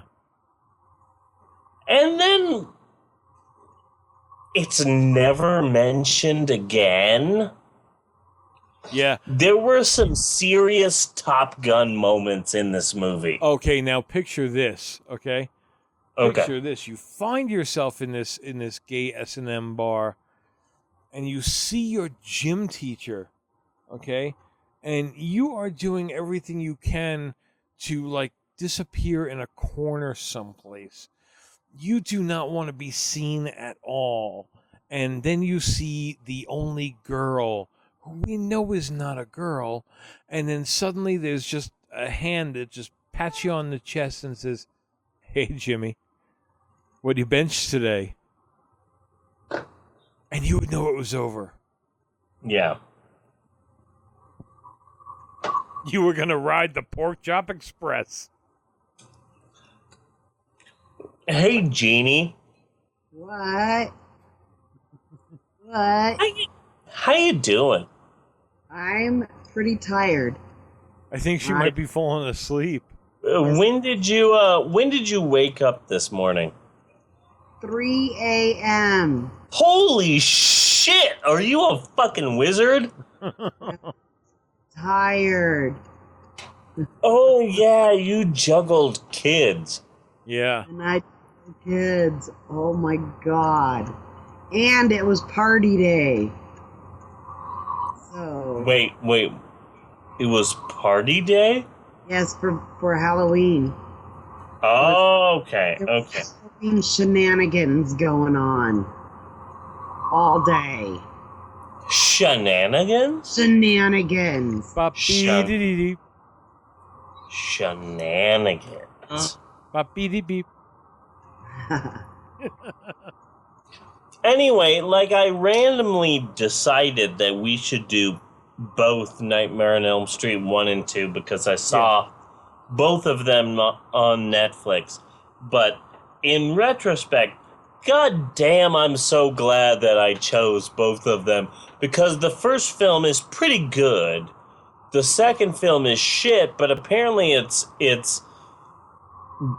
has like a gay following and it's so amazing. Like, oh my god, I'm the hero, but I'm also turning into Freddy and my girlfriend is making out with me. Yeah. I better leave my girlfriend and go and spend the night with my guy friend. Yes. There's some weird science, man. Yeah. Not good. Oh my god, I love this movie so much. I did not realize how bad this second Nightmare on Elm Street movie was. There can't be two Nightmare on Elm Street movies that clash as much as the first two, which is kind of weird. Absolutely. And like, I'm watching it in my modern mind and I see the bus driver, and obviously, like, people in 1985 have no fucking idea who, like, Robert Englund is. Yeah. But I know, so I'm watching the movie and I go, oh my god, shoot the bus driver! Shoot the bus driver! This will be a minute-long film. Shoot the goddamn bus driver. Yeah. That sounds like a rap song, man. Yeah. Shoot the goddamn bus driver. Kill my landlord. C-I-L-L. My landlord. I am so yeah, you know, it's not my favorite. It's interesting in its own right. It's barely canon, you know what I mean? But still, if you're going to clean up your room, you want to use a montage. Yes, you do. And then that stupid girl Lisa shows up and ruins his cleaning up montage. Like, here he is cleaning up his room with the use of his butt. Yes. And here's this woman going, I've come to visit you. My name is Lisa. And it's like, God damn it, now I can't clean up my room using my butt montage. Mm-hmm. And jacking off a tennis racket. Let's not forget that. Yeah. And apparently, the guy who stars in the film was out at the time as gay. Yeah.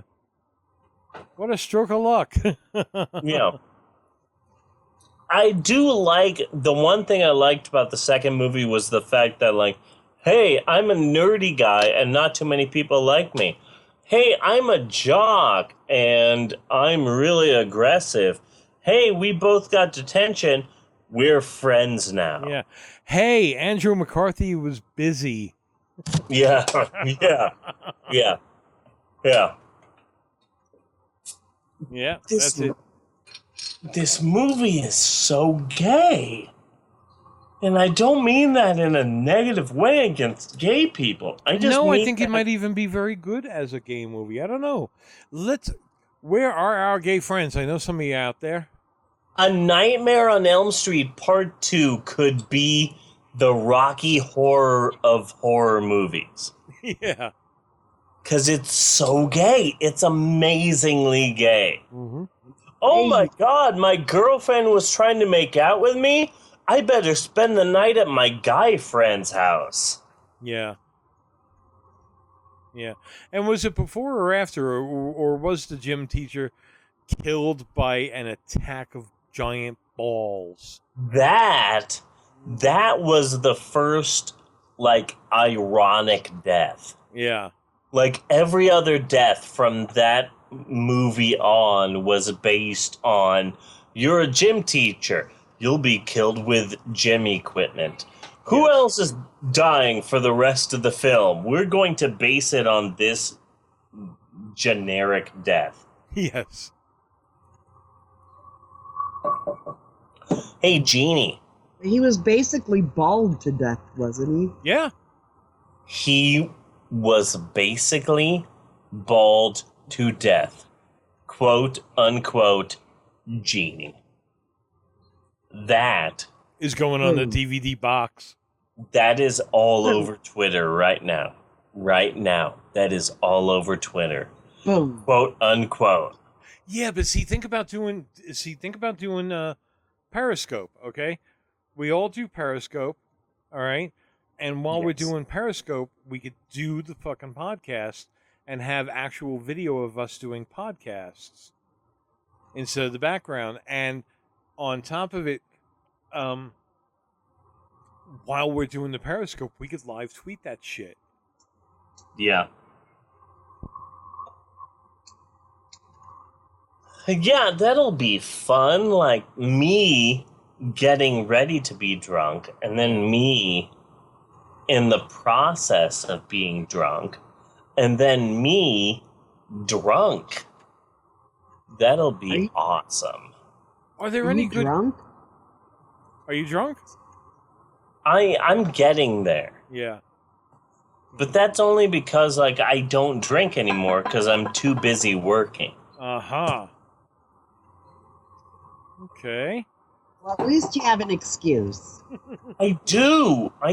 My job is so goddamn hard. Hey, are there any good, bad Disney movies floating around there? Like, I don't check Netflix for this kind of stuff, really.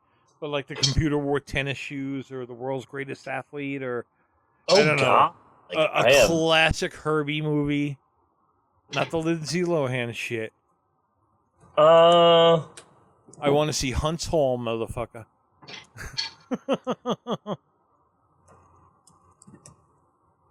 I wanted to bring up a point about both of these movies, the Oh, yeah. first one, the second one, how the parents were all incredibly stupid. Yes. Yes, they were. That seemed to be a trend in the 80s, to make the parents incredibly stupid.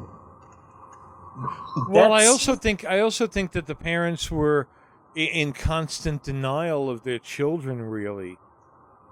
They were stupid, that's why.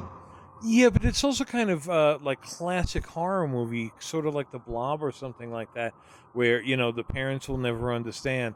Only the kids really know that the giant Gila monster is out there and shit. Okay, so... That's just what comes off the top of my head. Okay, but they were stupid. They were also really guilt-ridden, too. So, while you were trying to fix Jeannie's problems with... she fixed it. I have no idea. Scawipe. I was basically like blogging, like a diary blogging. Okay. And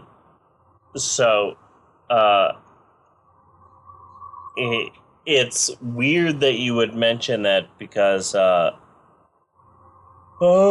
my god. So while oh my god, it's so weird. Hold on. Let me get ready for this. Okay, so hold on. I'm too distracted. I've got a list here of Disney movies available on Netflix. Well, not necessarily Disney movies, but there are a lot of movies out there that I haven't heard talked about in a really long time. Kind of movies that are getting a bit on the forgotten side, like that whole class of Disney movies. You don't hear people bringing that up much, but also something like maybe Operation Petticoat. With Cary Grant or oh shit, anything with fucking Phil Silvers. I've got a list here in front of me of Beach like movies. literally all of the Disney movies that are available on Netflix, and they're all like animated movies, and they're all vaguely recent, and they're all not too podcastable. See, what I'm trying to say as calmly as I can. Unless. As calmly as I can. No, wait a second. What I'm Okay. trying to say as calmly as I can is I need more monkeys. I need monkeys. More monkeys. Okay. Where are the monkeys? Okay. We haven't seen a monkey. So this Sorry. is what I'm saying. Okay. Are you saying you want to do High School Musical? Are there Because monkeys I in will that? do High School Musical. Are there monkeys? No. There's Zac Efron, and that's pretty goddamn close. But I will do High School Musical if you challenge me to do High School Musical for my goddamn podcast. I will do High School Musical. But it's got no monkeys. It's got Zac Efron. That's close enough. There's Bedtime for Bonzo with Ronald Reagan out there. Okay. All the old Tarzan movies.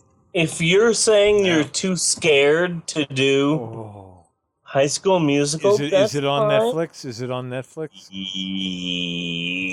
Yes, it is. Okay, you might have a problem here, man, because I've watched Glee. Oh God, I have not. Okay, you got me there because I have not watched Glee. He only watched it because I had it on. The only reason I liked Rock of because Ages. Yeah. I might have the edge on this one. Love it. Love it? There Rock it of is. Ages?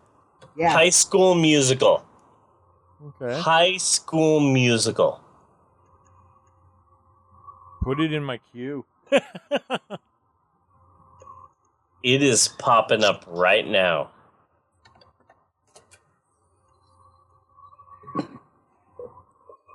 So what movie officially do you want to do next week?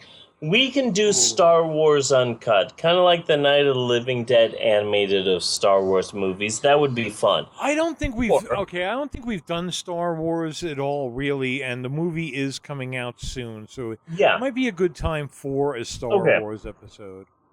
Okay. So afterwards, I will totally do High School Musical with you. Okay. Talked him into it. Yeah, I could do it. Sweet. All right. I've done Oogie Loves, motherfucker. Don't fuck with me. Damn, This is a we have professional got a plan. This is the toughest podcast in the podcast universe. This is rough. Yeah. But I will do High School Musical. That'll be awesome. Yeah. You're gonna tear it apart, aren't you? Huh? No. We are going to put it together. And we are going to make a swan out of it. Oh, man, that is so fucking Brady of you. That is beautiful. Keep on keeping together. We're not going to break it down. We're going to build it up. We're going to turn it into a skyscraper. Honey? And you know what the skyscraper is going to say? Why don't you build me a buttercup, GE is baby? awesome. That's what it's going to say. You know. I think you're teasing me. And then under that, in small letters, it's going to say, and Freddy's Revenge is very gay. Okay. Very gay. Yes, it is. Yes, it is. Do we have any homework ideas? Yes. Yes, I do. Okay. So during some song in his last album, the artist Morrissey sang the word beefaroni. Oh, the Beefaroni video, right? I never watched that. Beefaroni. Because it wasn't homework. Because Tasha was home. Yeah. Okay. Morrissey. I'm searching it right now. So someone got that small little bit of video and turned it into a song. Beefaroni. There it is. The video on YouTube is called Morrissey Singing Beefaroni Over and Over Again. Also crying.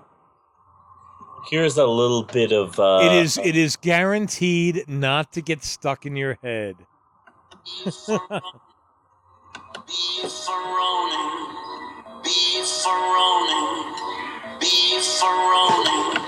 The surprising part of this video is not how like weirdly hypnotic it is, which it is. It's a weirdly hypnotic video. But the weird part about it is that when I watched the video for the first time, like my daughter Isabella was near me and she said, "What the hell are you watching?" And I said, "It's the musician Morrissey singing the word beefaroni over and over again while he's crying." And for some reason, Bella loved it. So not only did I play this video over and over again while I was at home, but while I was gone, Bella would play this video over and over again. Like Natasha hates beefaroni. Hates beefaroni. Oh, he's got to see Learning Curve, man. That was a cheap, wonderful movie. What do you mean? Do tell. Learning Curve was a real low budget independent film. It starred John Davies, John Davies is kind of like a poor man's William H. Macy. Okay. In the beginning of the movie, we find out that he is, well, he seems okay, but he's been recently released from a mental facility. He comes from circus people. Okay. Okay. And he gets a job as a substitute teacher at the school. Very, very punk, very vicious kids. There's a near rape and things like that. Okay.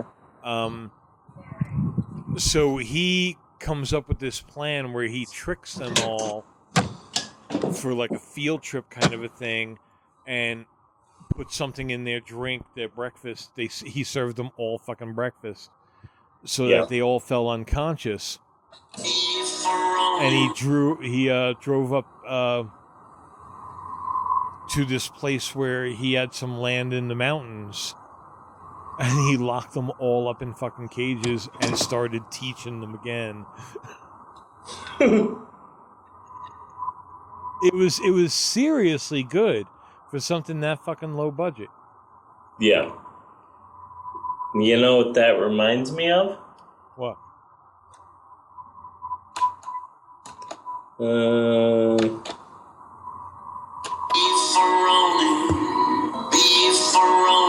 Are you in the bathroom? What? Are you in the bathroom? Give me 10 seconds. Okay. Obviously not.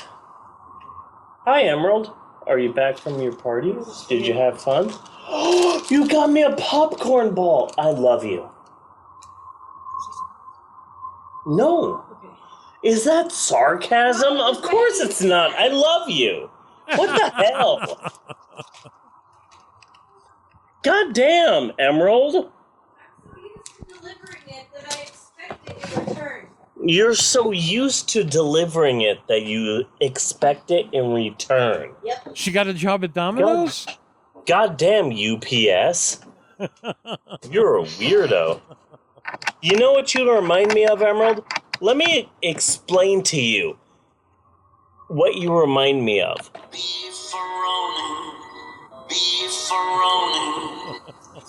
I cannot explain to you the face she is making to me right now, but oh God. Wow. I wish I could. The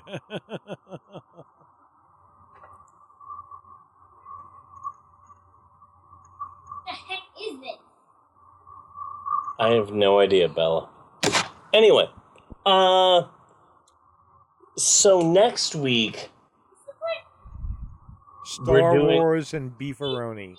No, Star Wars Uncut. Uncut. Okay. And Beefaroni. That'll be a good episode. Okay. No, but before we end this episode, yeah. Jeannie. What? Yes. Are you sure you don't want to do an 8-hour episode? Because I am locked in. I will do it if you want to. No. Are you sure? Yes. Because it'll just. I did want to make another couple points about the movie because I did take some notes. No. Yes, she did take notes. She's gotta do her notes. Yes. I am so locked in. So on the second one, there was a point, and I don't remember where it is, but there was a point where I thought they're doing the death of Richie. There were two questions.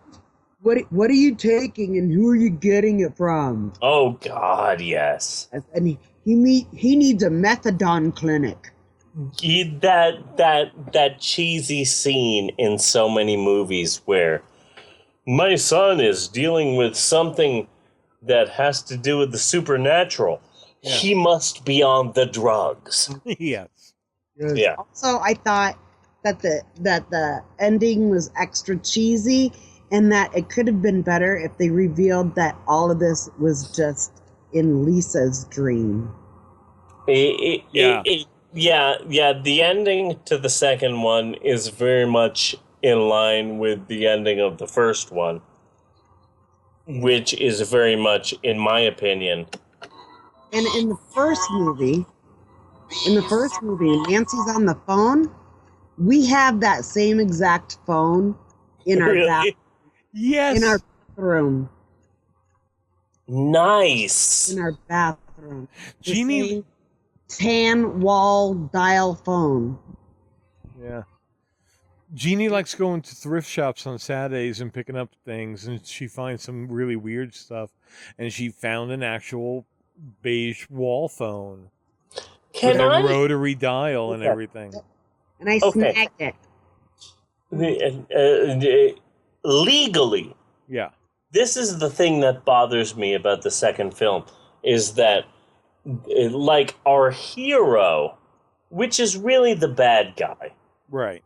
He says, "Oh, I didn't kill these people. Freddy possessed me, and then I became Freddy, and Freddy killed these people. I didn't kill them. Freddy did. He possessed me." And everyone in the goddamn film seems to be like, "I'm okay with that." But legally, this movie should end with that kid in the goddamn electric chair. Yes. Because whether or not he was possessed by some spirit, he killed these goddamn people, and she should be fucking frying for it. Well, there are so many movies that we don't see the consequences of somebody's actions, you know? Like, we don't see John McClane get hauled off and do some real serious time because he blew a major fucking chunk out of the Nakatomi building. Yeah. Yeah. I can agree with that. Okay. Another thing these movies reminded me of was that something that you don't hear anymore. You don't hear this. A busy signal when you call somebody. Yeah. You don't hear busy signals anymore. You don't. You don't hear busy signals. You don't hear, goddamn. I agree. I agree with that. Signals have become extinct. Why is nobody mourning about that? Why are there no memes on Facebook about there being no busy signals anymore? Well, back in the day, I remember it was all about phone call quality. You know, so you would see like a Sprint call, a Sprint commercial, and it was all about how the quality of this phone call is so good you can hear a pin drop. Yeah. And the quality was can't hear a good. goddamn pin drop anymore. It's not about the quality of the call anymore. It's about how small you can get the phone. Mm-hmm. It's messed up. Mm-hmm. And what about Scarecrow's brain? Yes. What other points you have about the movie, baby? That was pretty much it. Oh, that was it? Okay. I was going to bring up how in the middle of the movie you kind of went off about White Castles, but you already talked about that. Oh, yes, I did bring up the White Castles because that was the moment of realization. Yep, they were awesome resistant. I'm leaning toward awesome resistant, but either way, we need Stephen Hawking's on this one. Now, I want to say, in the beginning, I was 100% sober. Yeah. But during the technical difficulties, it came to my, that you guys were fairly stoned. Oh, yeah. Oh, yeah. So I decided to drink at the level that you were stoned. Now I feel I am slightly past you, and I just want to, like, explain why this is so. Okay. Bella, come here. Come here. Come here. Come here. Come here. Come here. Come here. Come here. Come here. I want to talk about my daughter Bella. My God, she's Kirby. Yeah. I want to talk about my daughter Bella for a second. Yes. She brought. You're taking your pants off, really? I'm trying to interview you on the podcast, and you're taking your pants off. Okay, fine. That's fine. That's fine. They don't need to hear that you're taking your pants off. But that's fine. Every Wednesday, she brings in like a folder of all of her work for the week, right? And she's trying hard. She's in fifth grade? She's in fifth grade. She's trying hard. She's doing okay. She's doing good in grades. She's having some problems here and there. She's gotten some bad grades here, some good grades here, but she did get some 100% A+ grades in some papers recently, and I wanted all them out. Number one, she got a paper, again, because it's October, she got a paper about the history of the Frankenstein's monster. Wow. And who got 100% on the paper about the Frankenstein's monster? Isabella Galindo. The first question was, what is the name of the monster in Frankenstein? Oh. And she got that right because the monster is named Frankenstein's monster. The monster is not named Frankenstein. That's the name of the scientist. That is the name of the scientist. And the scientist is his father. Frankenstein is the last name. His name is Frankenstein. Yes. The scientist created... The other paper that she got a Harry Frankenstein, I grant you. The other paper that she got a 100% on, and I am so insanely proud of this, she got a 100% on the paper, A History of Zombies. Nice. And there was a whole page on George Romero. All right. Like, I do not know how this is possible, but there is a second page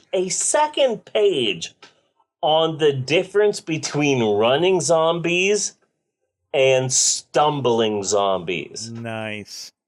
And I saw this paper and I said, God damn it, Bella, if you do not get 100% on this paper, you are not my daughter. But what did you get on that paper? 100%. Damn right. All right. All right. Damn right. As soon as I scrape the money together, which should be fairly soon, and I get the camera and some other things down to you, we gotta film that. We gotta film her doing a dramatic reading of her papers. I saved them. Like, she got a bunch of papers together, but I saved those 2 papers. I put them in my bag, and I said, I'm taking them to work. Yeah. These mean a lot to me, and I still have them. Because she may get a bunch of questions right, she may get a bunch of questions wrong, but when someone asks my daughter, Isabella Galindo, about what is the name of the Frankenstein's monster, god damn, she gets it right! Because she is my daughter. When someone asks her, George Romero, boom, right there, she gets it right. Boom! Damn right, Bella. Yes! We might have to move on to the contest. Yes. Okay. So let us have a moment for Dabney. Hey everybody, I'm Dabney, the fucking alien. I thought maybe I should fill you in a bit more about the weekly drawings that we have here at Undead Cow Studios. You can win a 2 DVD set of Bob's Dirty Shorts, but you have to live in the continental United States Because Undead Cow Studios is too fucking cheap to nail anything over goddamn seas. Fucking bigoted bastards they are. Well, they do tell me that they are working on some things where maybe it could be downloaded directly off of the website if you win and you are not in the United States. So that's something to look forward to. In a state noted for strength. Okay. And we stand in need All right. of all three. All right. When we No, it's meet okay. in an hour of change and challenge, I'm trying to. in a decade of great Okay. All right. I gotta tell the people. About. The greater our knowledge increases, Go away. the greater our ignorance unfolds. Fix me a sandwich while you're at it. That most of the scientists that the world Okay, has so ever entering the known contest is are easy. alive. If you see an ad for one of our qualifying products, which would either be the Pope on film or Bob's 30 Shorts, and you like it, you're automatically entered into a drawing. If you decide to share it, you're entered into a drawing twice. You see the same ad over on Twitter, you retweet it, you're entered into the contest again. So you can enter as many times as you like. Just keep liking, sharing, commenting on the stuff that you see out there from Undead Cow Films. But condense, if you will, the Hope you win. 50,000 years of man's Good luck. recorded history in a time span of Gonna about need half it. a century. Stated in these terms, Mazel tov. we know very little about the first 40 years. I gotta pee, man. Yes, it's okay. I love Daphne.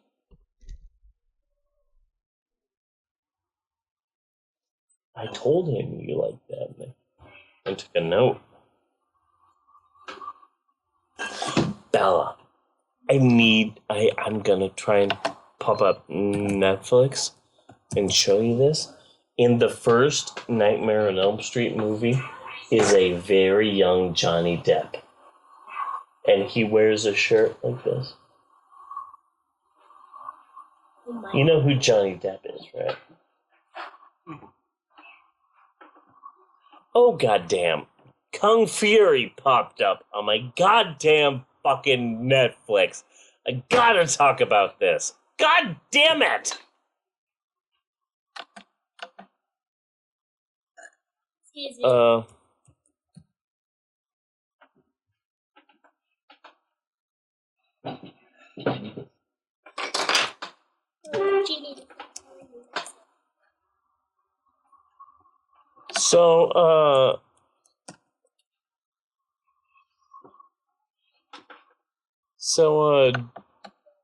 Dude gave you a ride home? Amber's dad? Yeah, Okay. with this adorable kitten. Hey, Jeannie. What? How you doing? I'm still awake, and that's pretty amazing. What are you wearing? I'm wearing pajamas. What type of pajamas are you wearing? Purple satin pajamas. Oh my god, I said, let's do a short episode. Yes, you did. I said, let's do a short episode of the Pope on film. How long was it? Oh, goddamn. And how many hours is this? Well, no. Bella, you just arrived from the party. We had a bunch of technical difficulties like Yeah, that. I don't know if we really got rolling until close to 8. No. I looked at the clock at 1:30. It was what? About 7:30. About 7:30? Okay. Seriously, how gay is that second movie? It's so weird. The thing that really upset Wait a me second, is we haven't thanked Dabney. Or if you just want to go off for a while. No, I want to go off for a while because the thing that upsets me is that, hey, I'm a young guy. I'm going to clean up my room. I know. I'll do it in a montage. I'm going to do it in a montage. I'm cleaning up with my butt. But then suddenly, like, a girl comes and it's like, oh, okay. We'll clean up normal. We'll clean up normally. Yeah, but man, I kind of feel proud of them that they tried to show a male lead character in a horror movie instead of always a female character, and a lot of the things that made him come off gay almost seemed. I don't want to say accidental, but like they didn't really understand that it would come off the way it did. Yeah, it's almost like they wanted a male lead, but they were still writing a female lead. Yeah. Yeah. It's weird.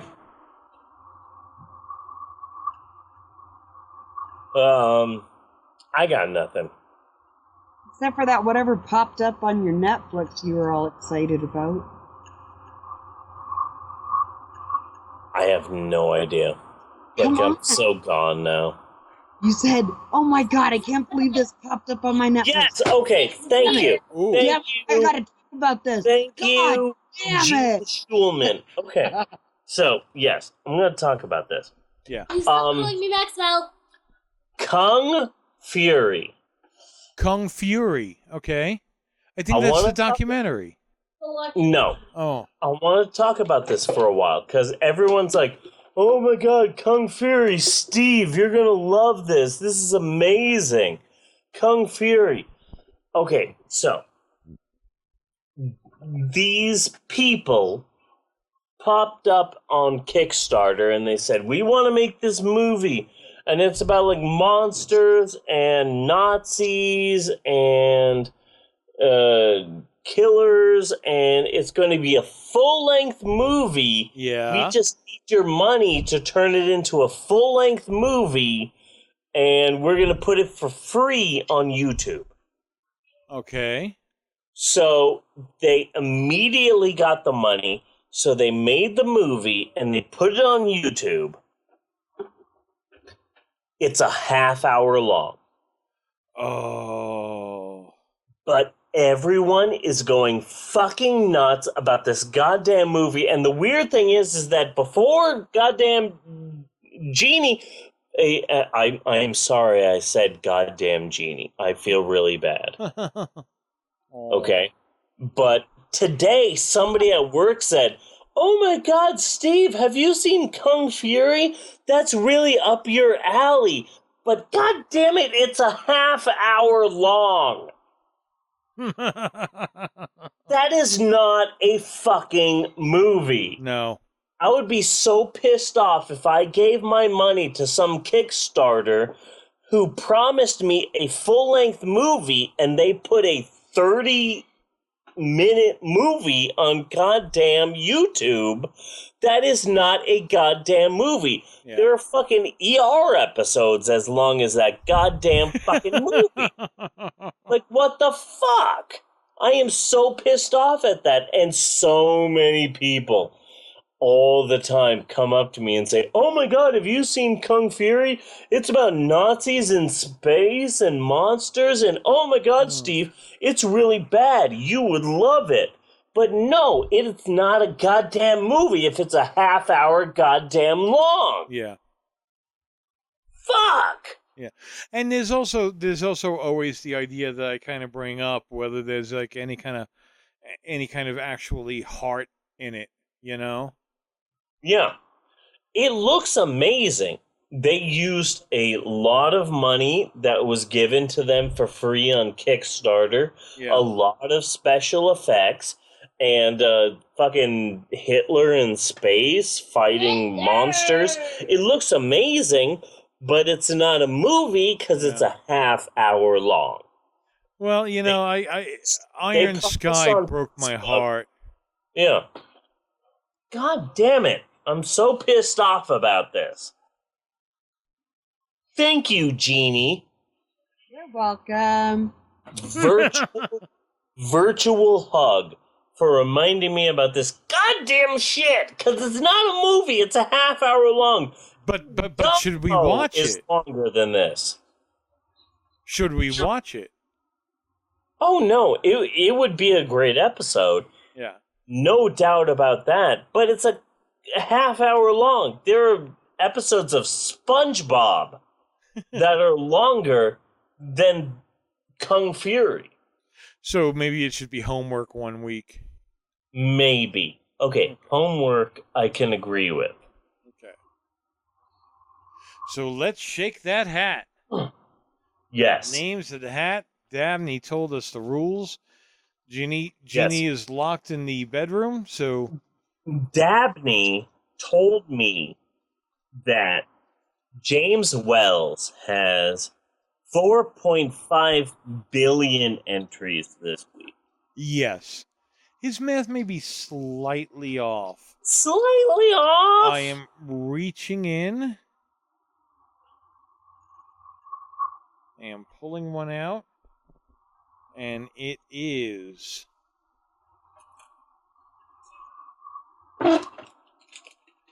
9-volt DC! Nice! Yay! You have won, my friend. I hate to tell you, man, but it makes it easier when I already got the address. Oh, congratulations, James. Congratulations. Since James Wells has already won something, send him a little something else. It doesn't matter what. Dirty sock. I do have something else I normally send out. Okay, good. Yeah. There is always the Pope on Film soundtrack that I gotta pull that hard fucker on. together. Yeah. Okay. Yeah. That I work really hard on, in case you missed that part. Yeah. Bunny, I have a question for you. Yes. Before we end the podcast. And Jeannie as well. Yeah. My daughter, Isabella, she is 10 years old. Oh, that reminds me of something, but go ahead. No. What does that remind you of? I meant to mention that I really want to take our dramatic reading of Plan 9, cut it up and cartoon it. Could that be a poster? That would be fun. Cast it with some of the characters I have. Cast it with Dabney, cast it with... And it's Plan 9 from Outer Space with our voices. No, but Isabella is one of those people. She's like 10. She thinks she can do scary movies. She reads a lot of Goosebumps books and stuff like that, but she wants to watch. She wants to start watching scary movies. So, what do you think? Tomorrow, from the time that we're recording this, is Halloween. What do you think I should show her? Can you give a slight sample of what she's watched? And I might toss out American Werewolf in London. She has really wanted to watch scary stuff, so I showed her... Hocus Pocus. What did you say? Hocus Pocus. So you're saying Texas Chainsaw Massacre. Okay. Bella, Jeannie says you should watch Texas Chainsaw Massacre. House of Whipcord. So I showed her what? Signs. Everywhere is signs. Blocking up the scenery, breaking my mind. Do this, don't do that. Can't you read the signs? Man, I really just want to come back from the dead one day to have a long talk with Bella's therapist.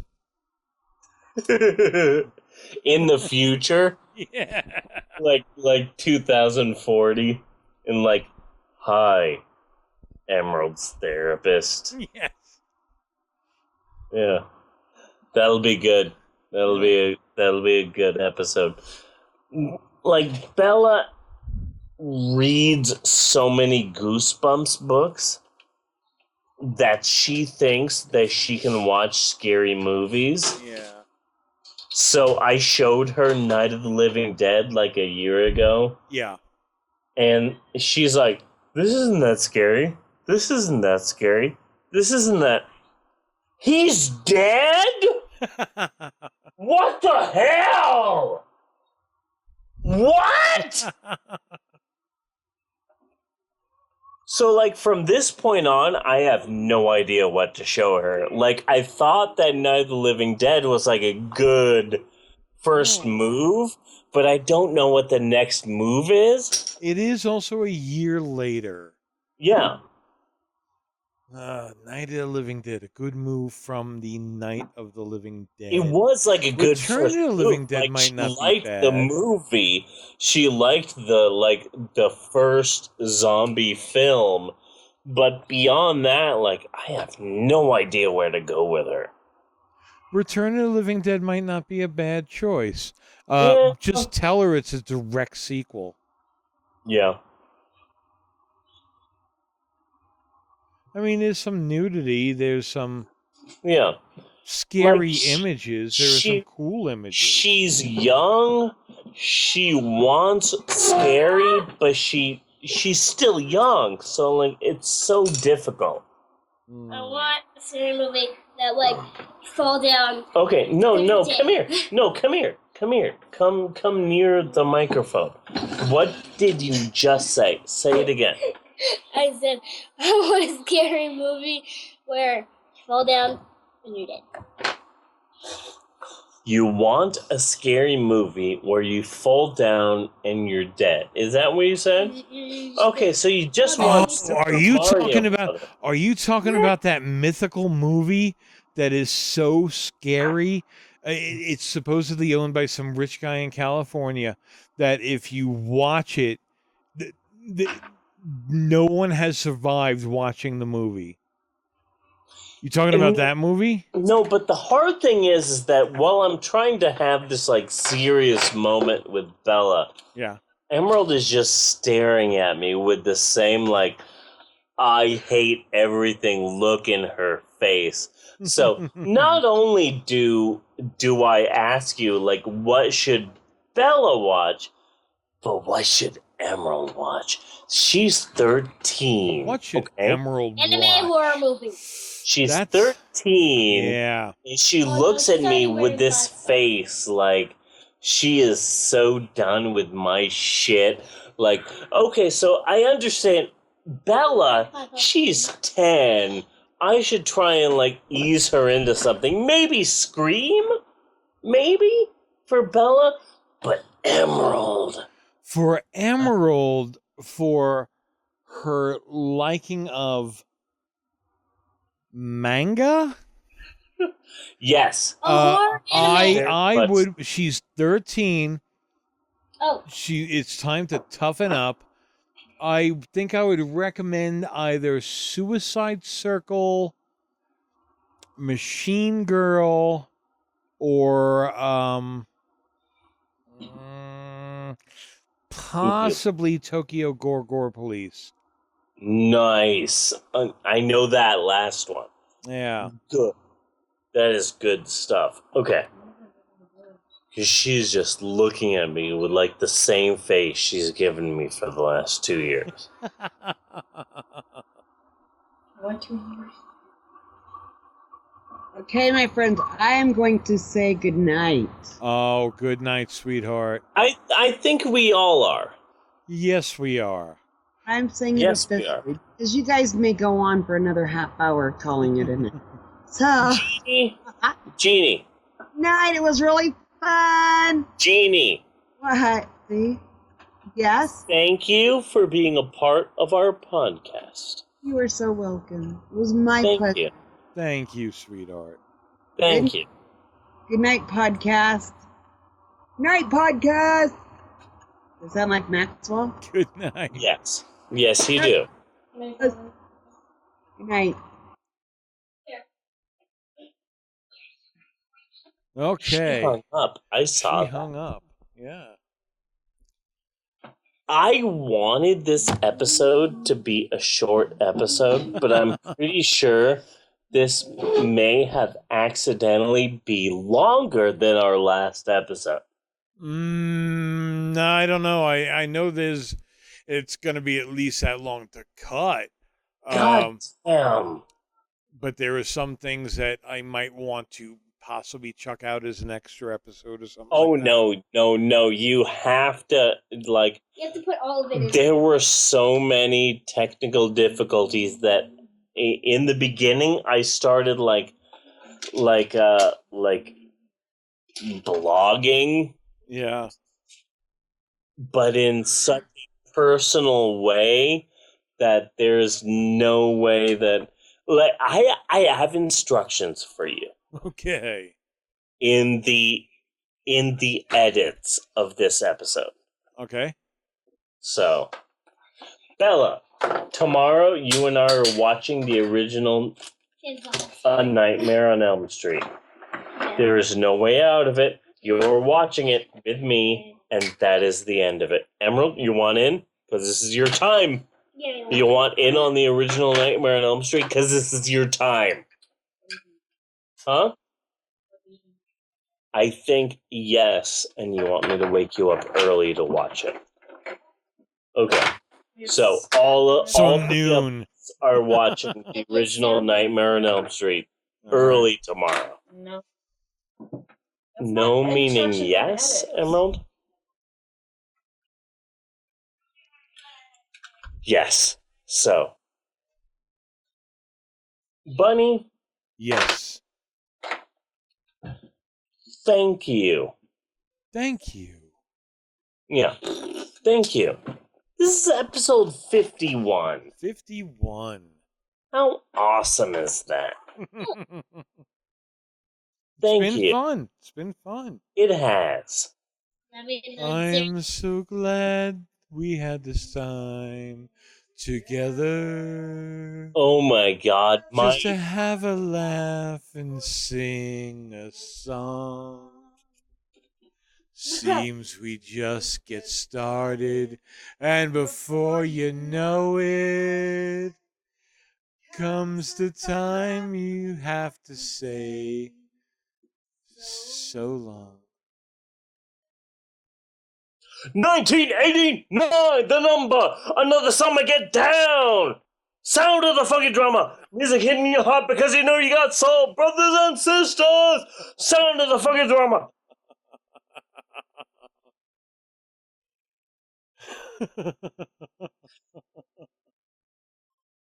I am so glad I did that.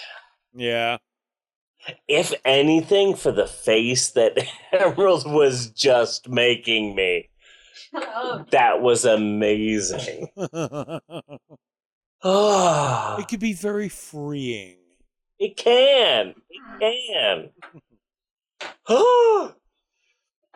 So next week we're doing Star Wars Uncut. The fan version of Star Wars. And our homework is Beefaroni. Beef-aroni. What are you saying, Bella? Beefaroni. Beefaroni. Beefaroni. Damn right you're saying that, Bella. Beefaroni. Huh? Why do you want to be?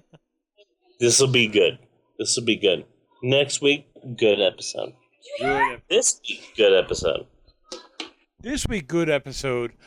Odd episode, most likely. But fun. Weird episode. Yeah. Weird episode. It's uncaged. Yes. It's wild. Yes. And it's vaguely gay. Vaguely gay, like high karate.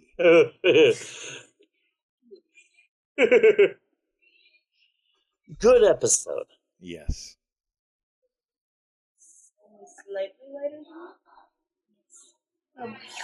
So until next week? Until next week, I am Bunny Williams. And this has been Jeannie, who has been really nice. and awesome and has helped us during this episode and who is a really wonderful person. Thumbs up, Jeannie. Yay! Yay! And we will see you next week, you godless heathens. You douche waffles and popitas.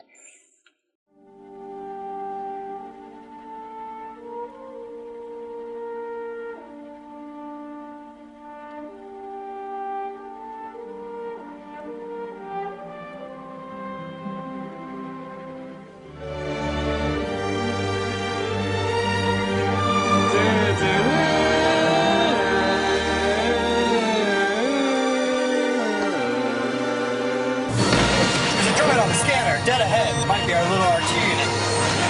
Hit the accelerator.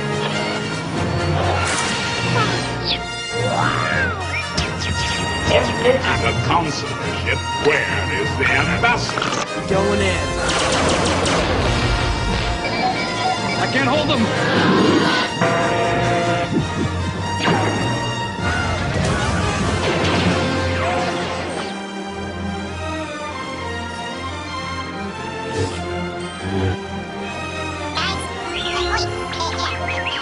Aren't you a little short for a stormtrooper? Huh?